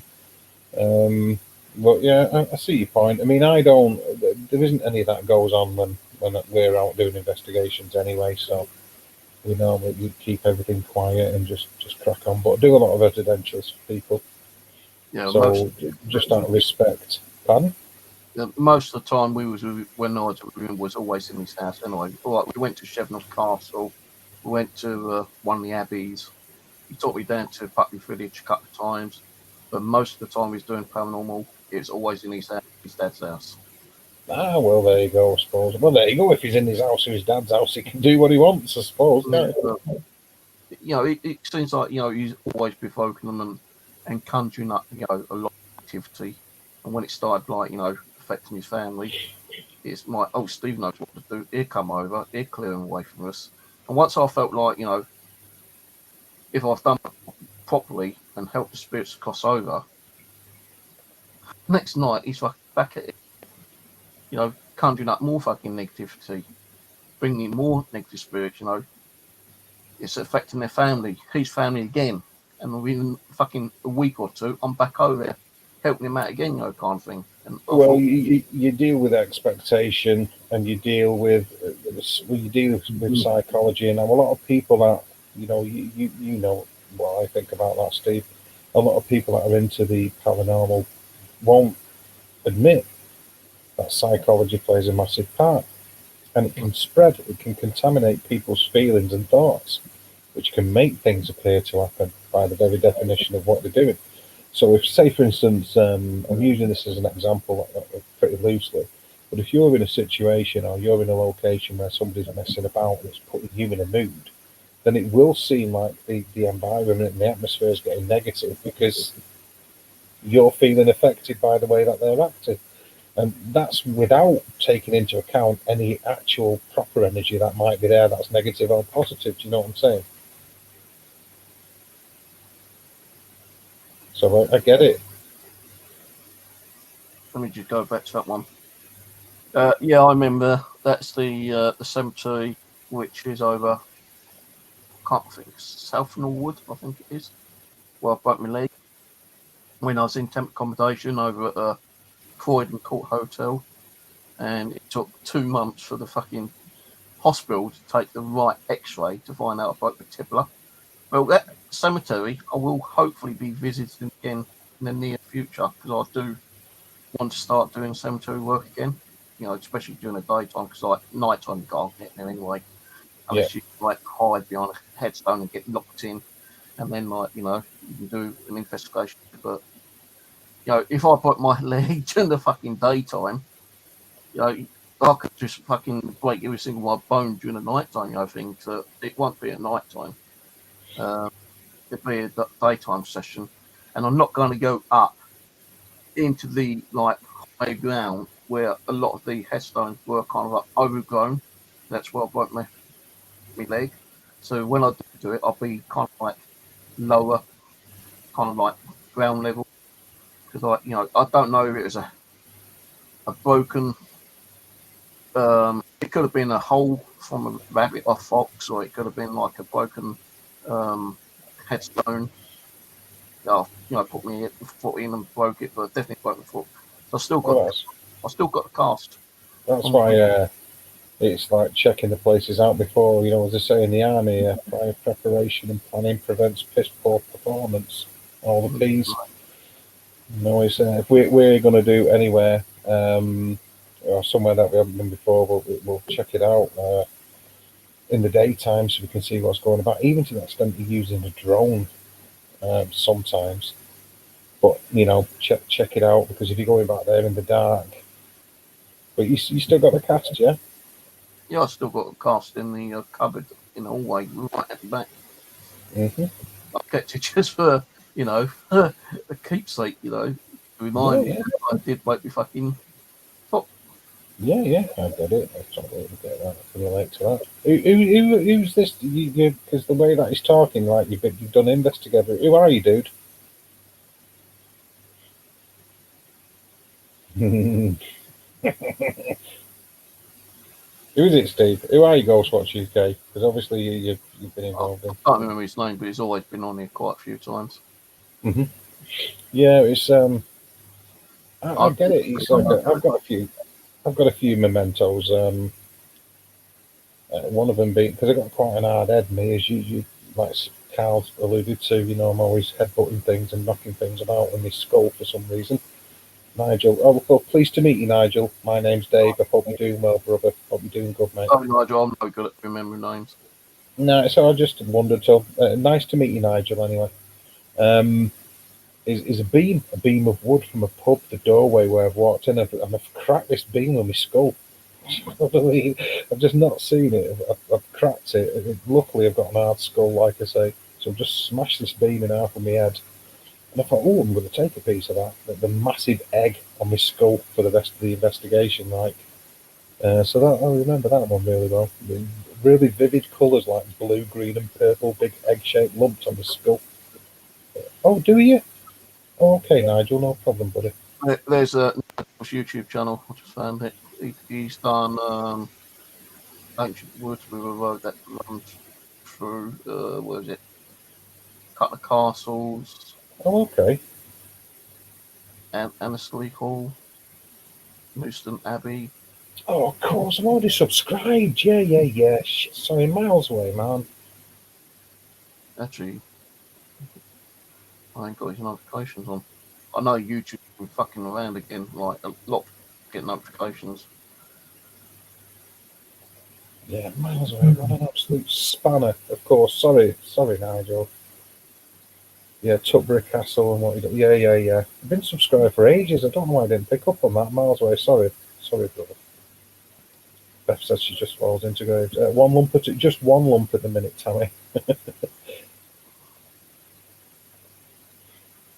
Yeah, purple and green. Not as dramatic as Steve breaking his leg, but I felt it. The following morning I did anyway. I just smashed this beam in half with my skull. Well, I've only broken 2 parts of my body, throughout my whole year.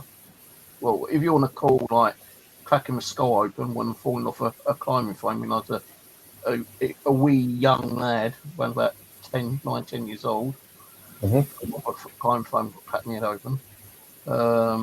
The one, breaking my foot in, the cemetery. Yeah, man. And the other one, breaking my 2 fingers when I punched the fucking door that particular night when I got so stressed out that, everything was building up and I just got so angry, I just got up and punched the fucking door. And I'm going, I feel I broke my head. And I go, fucking hell, look at that bump on your head. Yeah, you need to get to the hospital. And I put like a cold cloth on it. It's like 2 o'clock in the morning.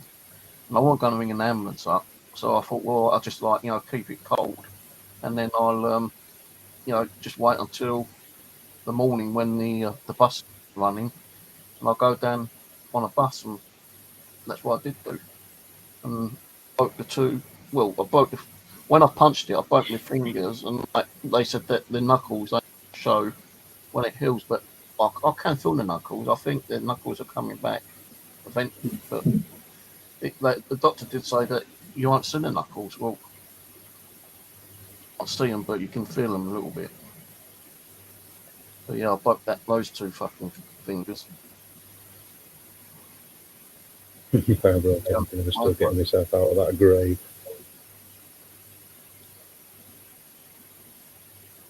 See, when I broke my fucking leg, when I first went to the hospital to get an X-ray, they took an X-ray of my knee, thinking it's my knee, and I said, well, we'll get back to you on the X-rays later. So they sent me the information, and they said your knee's just weighing down. If later in life you might need to have a kneecap replacement or some kind of plastic, because my knees be wearing down. That's kind of thing. And I was still walking around, and I thought it can't be my knee, because it's not the knee that's hurting, it's the lower leg. So I went back to the doctor and I told him, and he goes, well, we'll make enough appointment with the hospital to get another X-ray. So a few days later, I get a letter from the hospital saying, oh yeah, we're making an appointment for 2 months later. Well, I waited a month, and it's still giving me fucking a lot of pain. I went out and bought a walking stick, and I'm hopping along, barely walking. I had to keep going up and down this flight of stairs. I was in the temporary accommodation, and that's giving me a lot of pain. And even when I'm laying on the bed, it's giving me pain. And I just got up, and I thought, right, I'm grabbing this letter, and I went over to the hospital, and I said, I've got an appointment. And I said, okay, sit down. I took the letter in to the doctor, and the doctor goes to the receptionist, oh, he's a month early, we can't do it now. He's got to come back next month. So the nurse comes out, she goes, sorry, you're a month early. I said, I know, but I'm in too much pain. I'm in so much pain, I can't barely walk. I said, from where I live at the moment, it's just across the road to the hospital. It would take me 5 minutes if I was walking properly. It's taking me over half an hour to get here. And I told her where I was living. She goes, right, okay. Well, I don't think he's going to be able to see you. Then all of a sudden, the reception phone thing, and they said, right, is he still here? And they said, yeah, he's okay, we'll see him, before we leave. So the doctor came out, and he asked me what the problem was. I told him. I said, you've already done an X-ray of my knee, and it ain't my knee that's hurting, it's a lower leg. So I goes, all right, we'll take you down to the X-ray, but I am going to be able to give you the results. Another doctor has come results. I'm actually finishing work now. So I go down to the X-ray department. I took the X-ray, came out, and I said, you want the good news or the bad news? I said, well, don't tell me it's in the knee, because I ain't in. Well, that's the good news, it ain't in me. The bad news is that, yeah, you have got a broken leg, but it's a fucking broken tibia. I said, I told you it's broken. And he goes, yeah, I know. But why they took an X-ray of your knee, I do not know. I can only apologise. So I said, what's going to happen now? He goes, well, what we'll do is take you up to the cast room. We'll put a cast in your leg. So they took me out to the cast room. They done what they had to do, put the cast on. I said, well, I'm going to stick this on for maybe 6-7 months. You get a letter from the doctor. 6 months later, got no letter. And when you've got a cast on, it really itches. You keep putting a stick down. This time, it itches so fucking much. It's got a pair of scissors, and I cut the cast off myself. And when the doctor's appointment came through, and he said, well, why don't you bring round? I said, I cut the cast. Well, I didn't say that I cut it off. I said, I was down at my nephew's, and we got drunk, and they cut it off for me. So I made a really kind of excuse. So, I thought, I'm going to keep the cast, because it's more of a, remind me on how stupid I was walking through a cemetery one particular day. But I didn't think it was going to break my leg. So, it's always good to be with someone if you're going to do, cemetery work, especially at night time. Because you trip over and yourself and, do damage to yourself. If you're on your own, you might not be found until the next day or days, till you fucking kill yourself.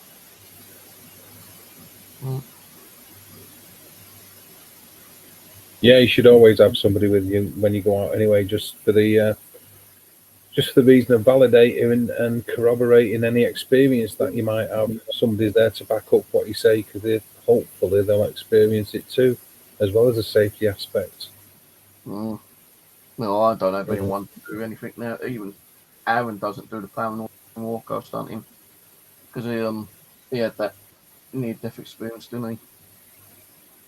He died. He said he died and came back. I'm not gonna damn him, but Get an advert out. I said to him, like, what's it like when you died? And he said, I didn't see nothing. All I saw was complete blackness. And he's, and that's all I'm going to say. He said, I'm not going to say anything else. So maybe, if he died, it scared him enough not to do the paranormal anymore. But I'll be going down Kent after this is all sorted out, this court case thing. I'll go down there, try to get my other nephew, Warren, and Simon go up to Jordan's Wood, do an infest over there. Well, you know what I've learned, right, Steve? What I've learned, sorry, man, but I will say this. What I've learned is when you rely upon family and friends, they feel obliged to either go with you and they don't feel as bad for letting you down. And sometimes the best people to be involved with are complete strangers who have similar interests, because they're more likely to not feel obliged to either stay with you or let you down. They will be there for their own interests and because they're genuine about it. So my advice would be, you use social media. Just, there's loads of paranormal groups. Just say you're looking to see any people want to do some investing around that local region. Get involved with a few people is the best way to do it, because you're into it and you're hoping to rely upon people and family members that are going to be into it as much as you, and it's not fair, You sat around scratching your ass and your bollocks while you're waiting for somebody who isn't going to let you down, and it's not right. Get word out, get a team going, or try, even if it's just one or two people, because you'll find them. There's plenty of people out there, mate.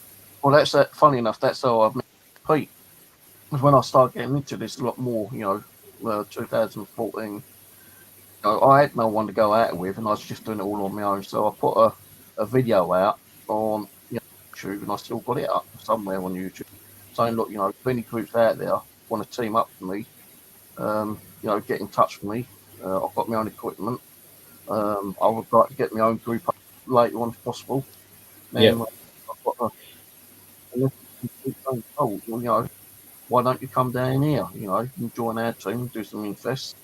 And that's how I met Pete. And I've known Pete for about, not including last, say, like 3, because I've not really spoken to him. He might have popped on, say hello on YouTube, on the odd occasion. But, being with him doing investigations, we've done it for about a year, 2 years. I might do another video. I'm pretty sure there's got to be more paranormal groups living around this area now anyway.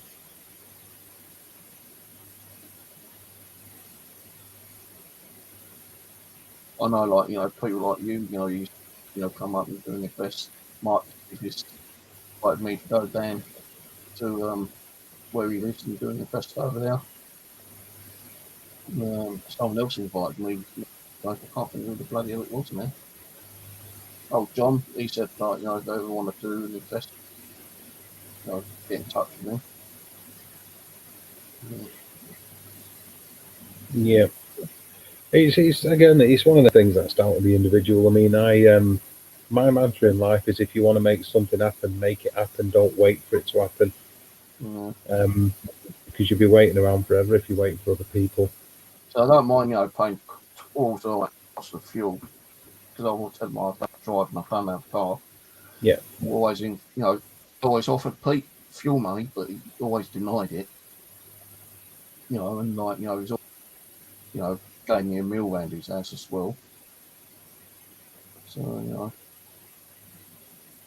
he doesn't live where he lives now. He's actually moved further down in Kent. And like I'm told, he said that the new house is even bloody haunted. Either what he conjured up has followed him over, or he's conjured up something else at the new place. Yeah. He hasn't invited me down at the new place. Yeah. I don't get it anyway because it costs too much money anyway.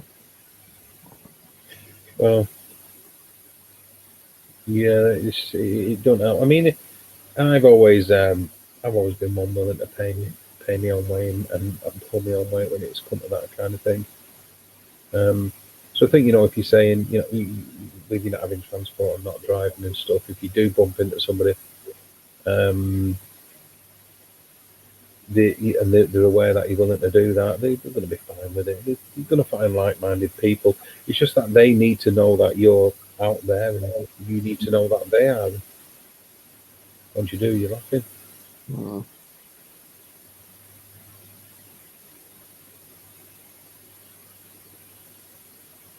Well, It'll happen. yeah, I'm going till next year before I do that though. See if anyone's interested. I'll wait until the new year. I'm just going to do that kind of stuff now. You know, just do some stuff in here, do some more cemeteries, do some more commons. You know, do like I only done Wimbledon Common for a while actually, not for a while. I think with everything that's gone on regarding the last 18 months or so, it's probably good to write off not just last year but this year and start afresh in the new year, isn't it? Really? Yeah. Unless if they lighten up the fucking lockdown and everything. Yeah. So that's yeah, but I'm pretty sure a few people will be up for it. I'm a people kind of person anyway. I like being involved in the team element kind of thing, and you can get more done. It can tip over into the realms of absurdity when there's too many, though, of course, depending upon the size of the location and where you are. But it's great having 65,000 EMF meters, but you've only got two hands, so you need bodies to use them for you or place them or whatever. So sometimes a team comes in handy. I think it's what you need to get out to talk the different locations, Steve. Get more different types of places under your belt, because you're obviously well into it, and it's just a shame you don't get that opportunity. You know, some like haunted pubs and castles and caves, and you'd love it, man. You really would. Ain't got none like round here though. No, but I mean, when you meet people and you can do a bit of travelling and you get that support there where you say, we haven't got any money, but you meet people who say, well, don't worry about that. I've got a car and, you know, I've got a camper van and we can stay here and we can do this, and opportunities present themselves. You just got to open yourself to want that opportunity to be there for you, because, you know, you're missing out on a lot, and I just think it's a shame. You'd really enjoy it. I know you would.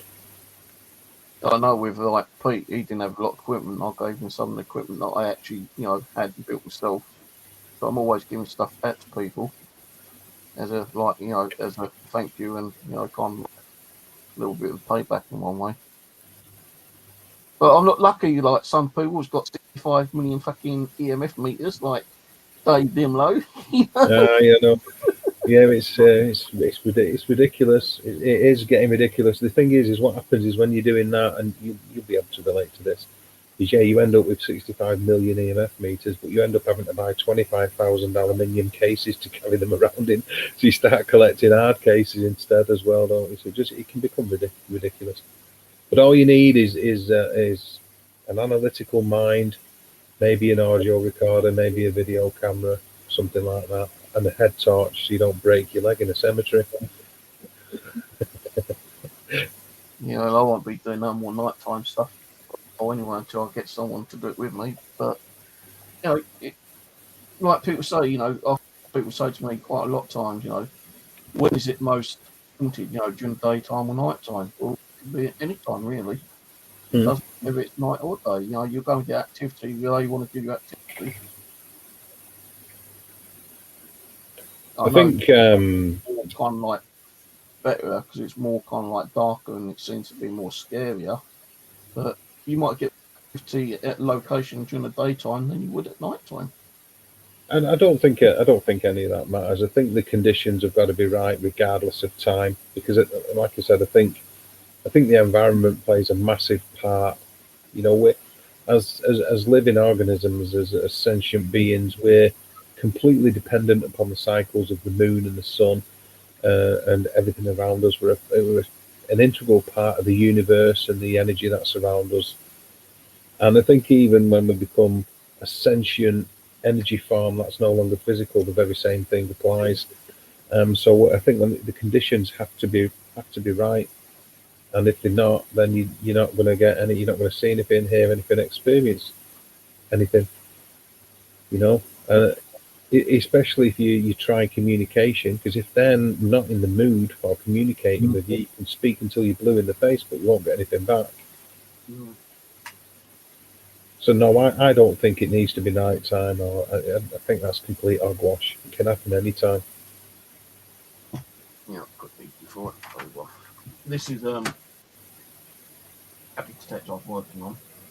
Oh yeah, Got no sound in it, but it does work.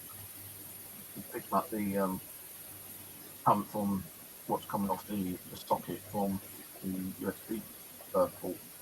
But the good thing is, it hasn't got a normal battery on it. I've got it so it charges up on a yeah. chargeable battery.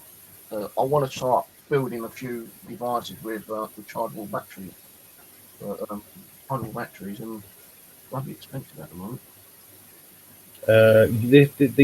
That thought you're talking about really does sound interesting, actually, Tommy. Yeah, I like all that kind of thing anyway.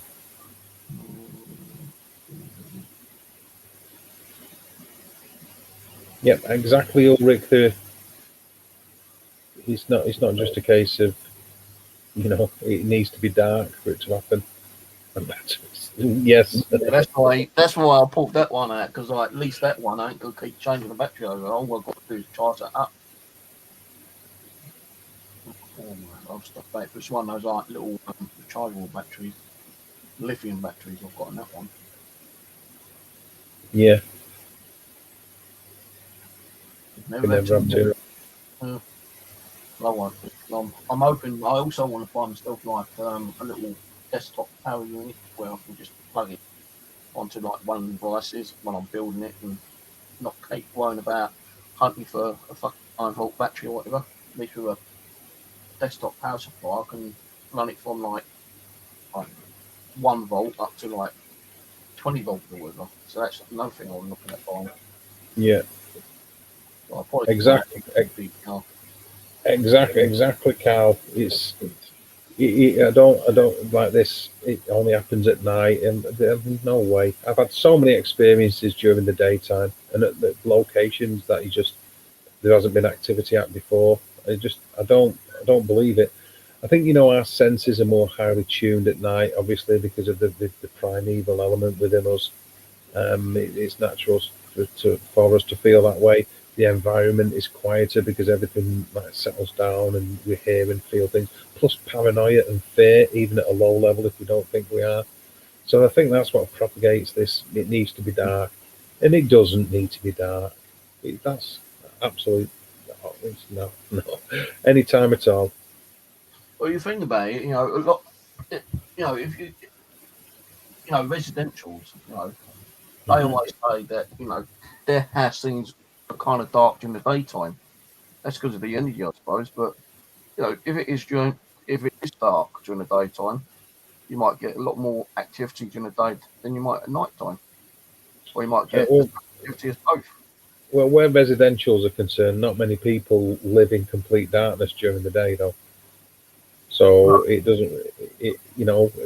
Most of the residentials I've done, and over the years I've done hundreds of them, and I really have done a lot of.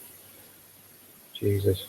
Well, I'm not even going to go into that, but over the years, in what I've learned in my experiences, none of that matters. If there's activity, it will go on at whatever time the activity occurs. And I've been in some places where, plates stacking, cutlery flying across the room, and all sorts of stuff.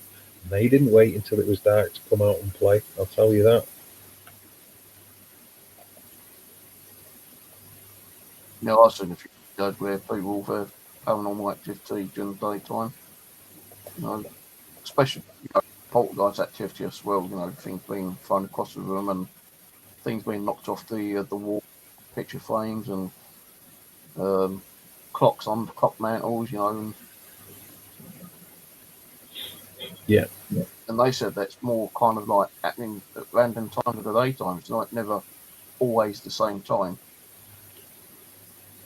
You know, honestly, I think as far as paranormal investigators go, for the most part, most of them will say all the things I've experienced have been at night and in the dark.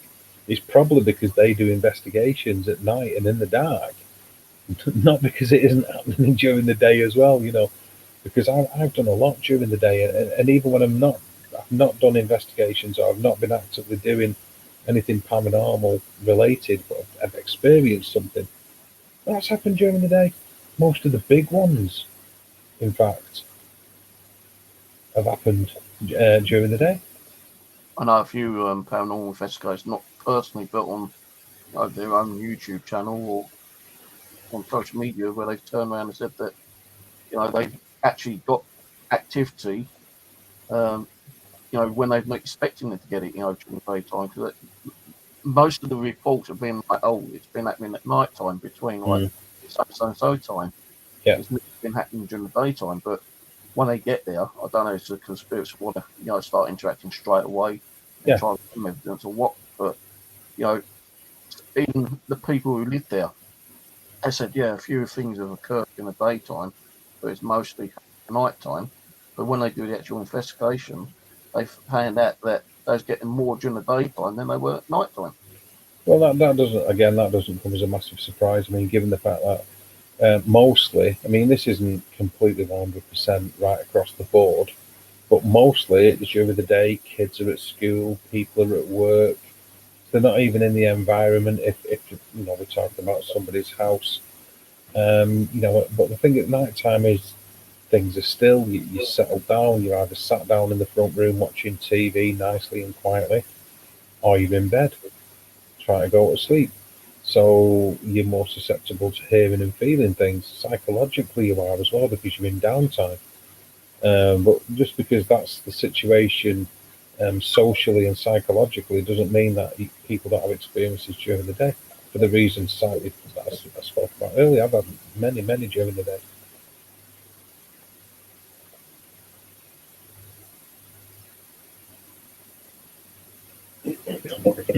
Excuse me.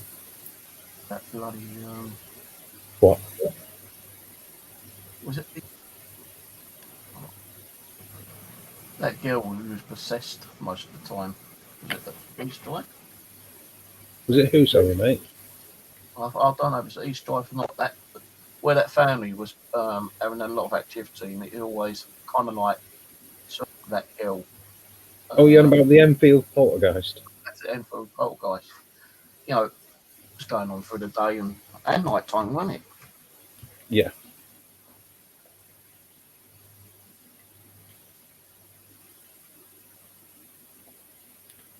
Yeah, that's pretty much me. That's pretty much my point. You just don't know when the activity's going to kick off.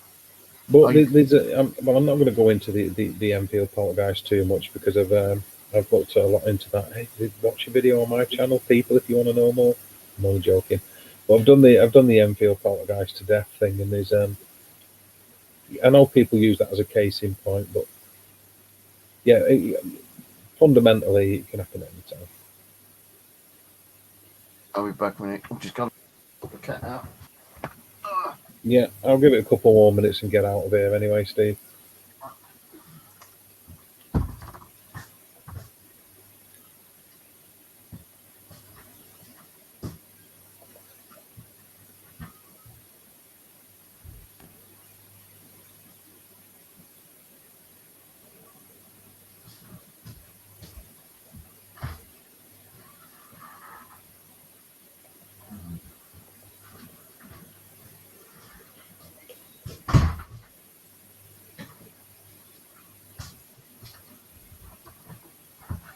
That's one. So I'd love to have gone to Enfield, but they've knocked that all down now, haven't they? Well, the activity isn't happening anyway because the girls have mainly centred around Janet. Yeah. But it's done with that. And thank you, Tammy. What are you doing tomorrow? I'm supposed to have an invest tomorrow.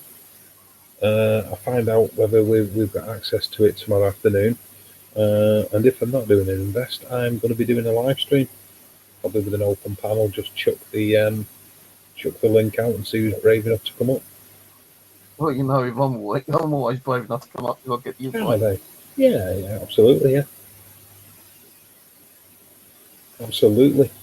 What's the topic going to be? Just anything? No, like I said, it's an open panel, so anybody can come up and talk about what they like.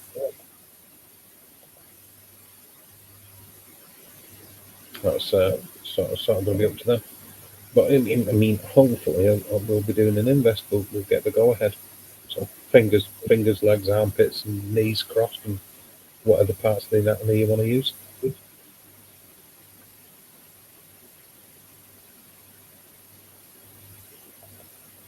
Yeah, I'm hoping to get some interesting stuff, Tammy. So thank you for that.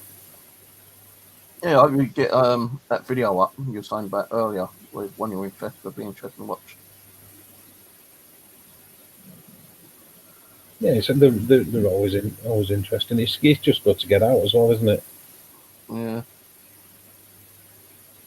Now, and lockdown's getting a bit kind of like, Yep. you know, less now, I suppose.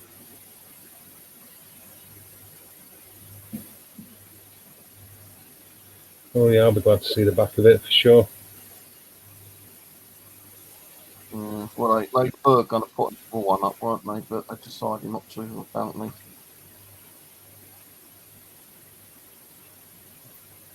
I'm not going to say the person's name, but one person got caught out, didn't he? And he decided to resign. Yeah. I didn't give him all the fucking bullshit out, but when he does it, you know, that's the only problem with them bunch of arseholes. They can get away with it after an apology and hoping that the public will forgive them. But when we do it, you know, it's a different fucking matter. We get arrested and fined and plus we put in prison. They don't. Motherfuckers. Yeah, it's very much an us and them situation. Right.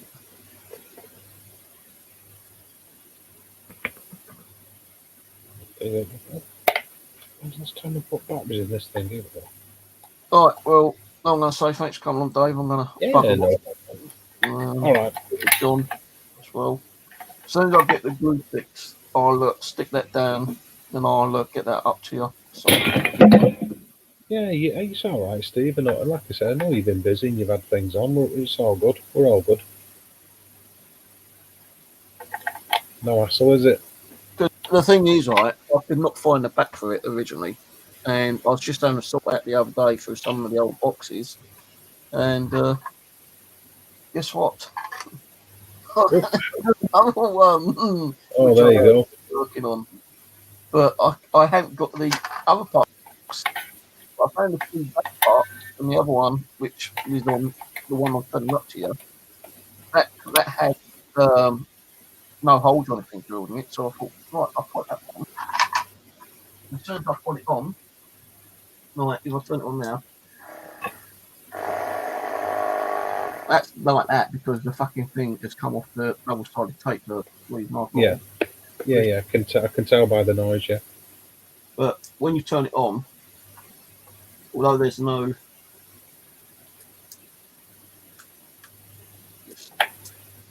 I think it's got stuck itself somewhere. Did you pick up on that noise, Carl, by the way? Right at the end of the stream, I get about a nut in the bleeding mic. Go on, Steve, sorry. When you turn it on, it's got the switch on there. And the battery's gone flat as well there, would you believe?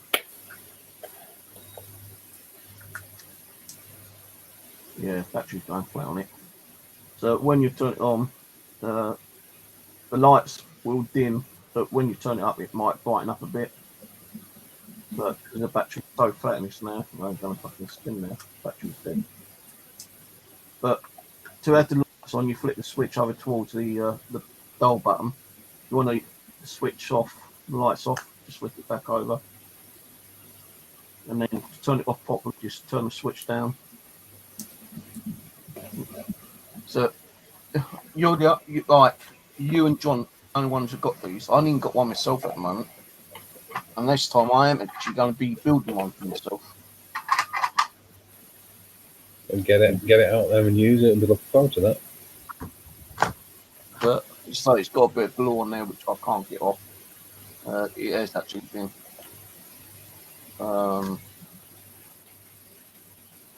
It's got a little bit of tape around the edge to keep it connected. It's like I might have to take that glue off and not the glue, sellotape. Got a bit of sellotape on it to keep the front bit on because that kept coming off as well. But I might take that off before I send it up and stick some super glue on there for that to keep it on. And when I've got the hot glue sticks, so it ain't like this normal hot glue that I normally buy because I bought a new hot glue gun, which is like 10 times better than the cheap, shitty ones I used to buy. And these ones are thicker, like, you know, that big glue sticks. So I've ordered some more of those because they only come with a couple. And that cost me like nearly 20 quid, I think, just for that glue gun. Oh, Jesus. Once I've got the glue sticks, I can start. The thing is, when I use that glue stick, yeah, the glue gun, the new one, I was gluing it all over, and something like I must have knocked my arm somehow, and the glue gun went straight across my finger, and the glue went straight on my thumb. Well, not my thumb, but this finger here. And I'll tell you, it was so fucking hot. I didn't even try to cool it down with my mouth, you know, kind of like getting cold fluid from my mouth to like cool it down. It's still burning, so I ran in the kitchen. I'm putting the tap over it for a couple of minutes, and it's still burning hot. So I just grabbed the wet towel and just wrapped it around. And it took about 15 minutes before the pain started, like, you know, easing up. Then I had to pull the fucking glue off my finger.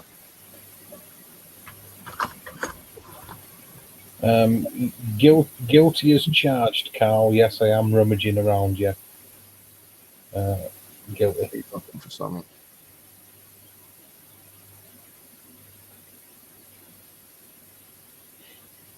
Right, anyway, I'm going to shut off, guys, because it's like 20 to 3.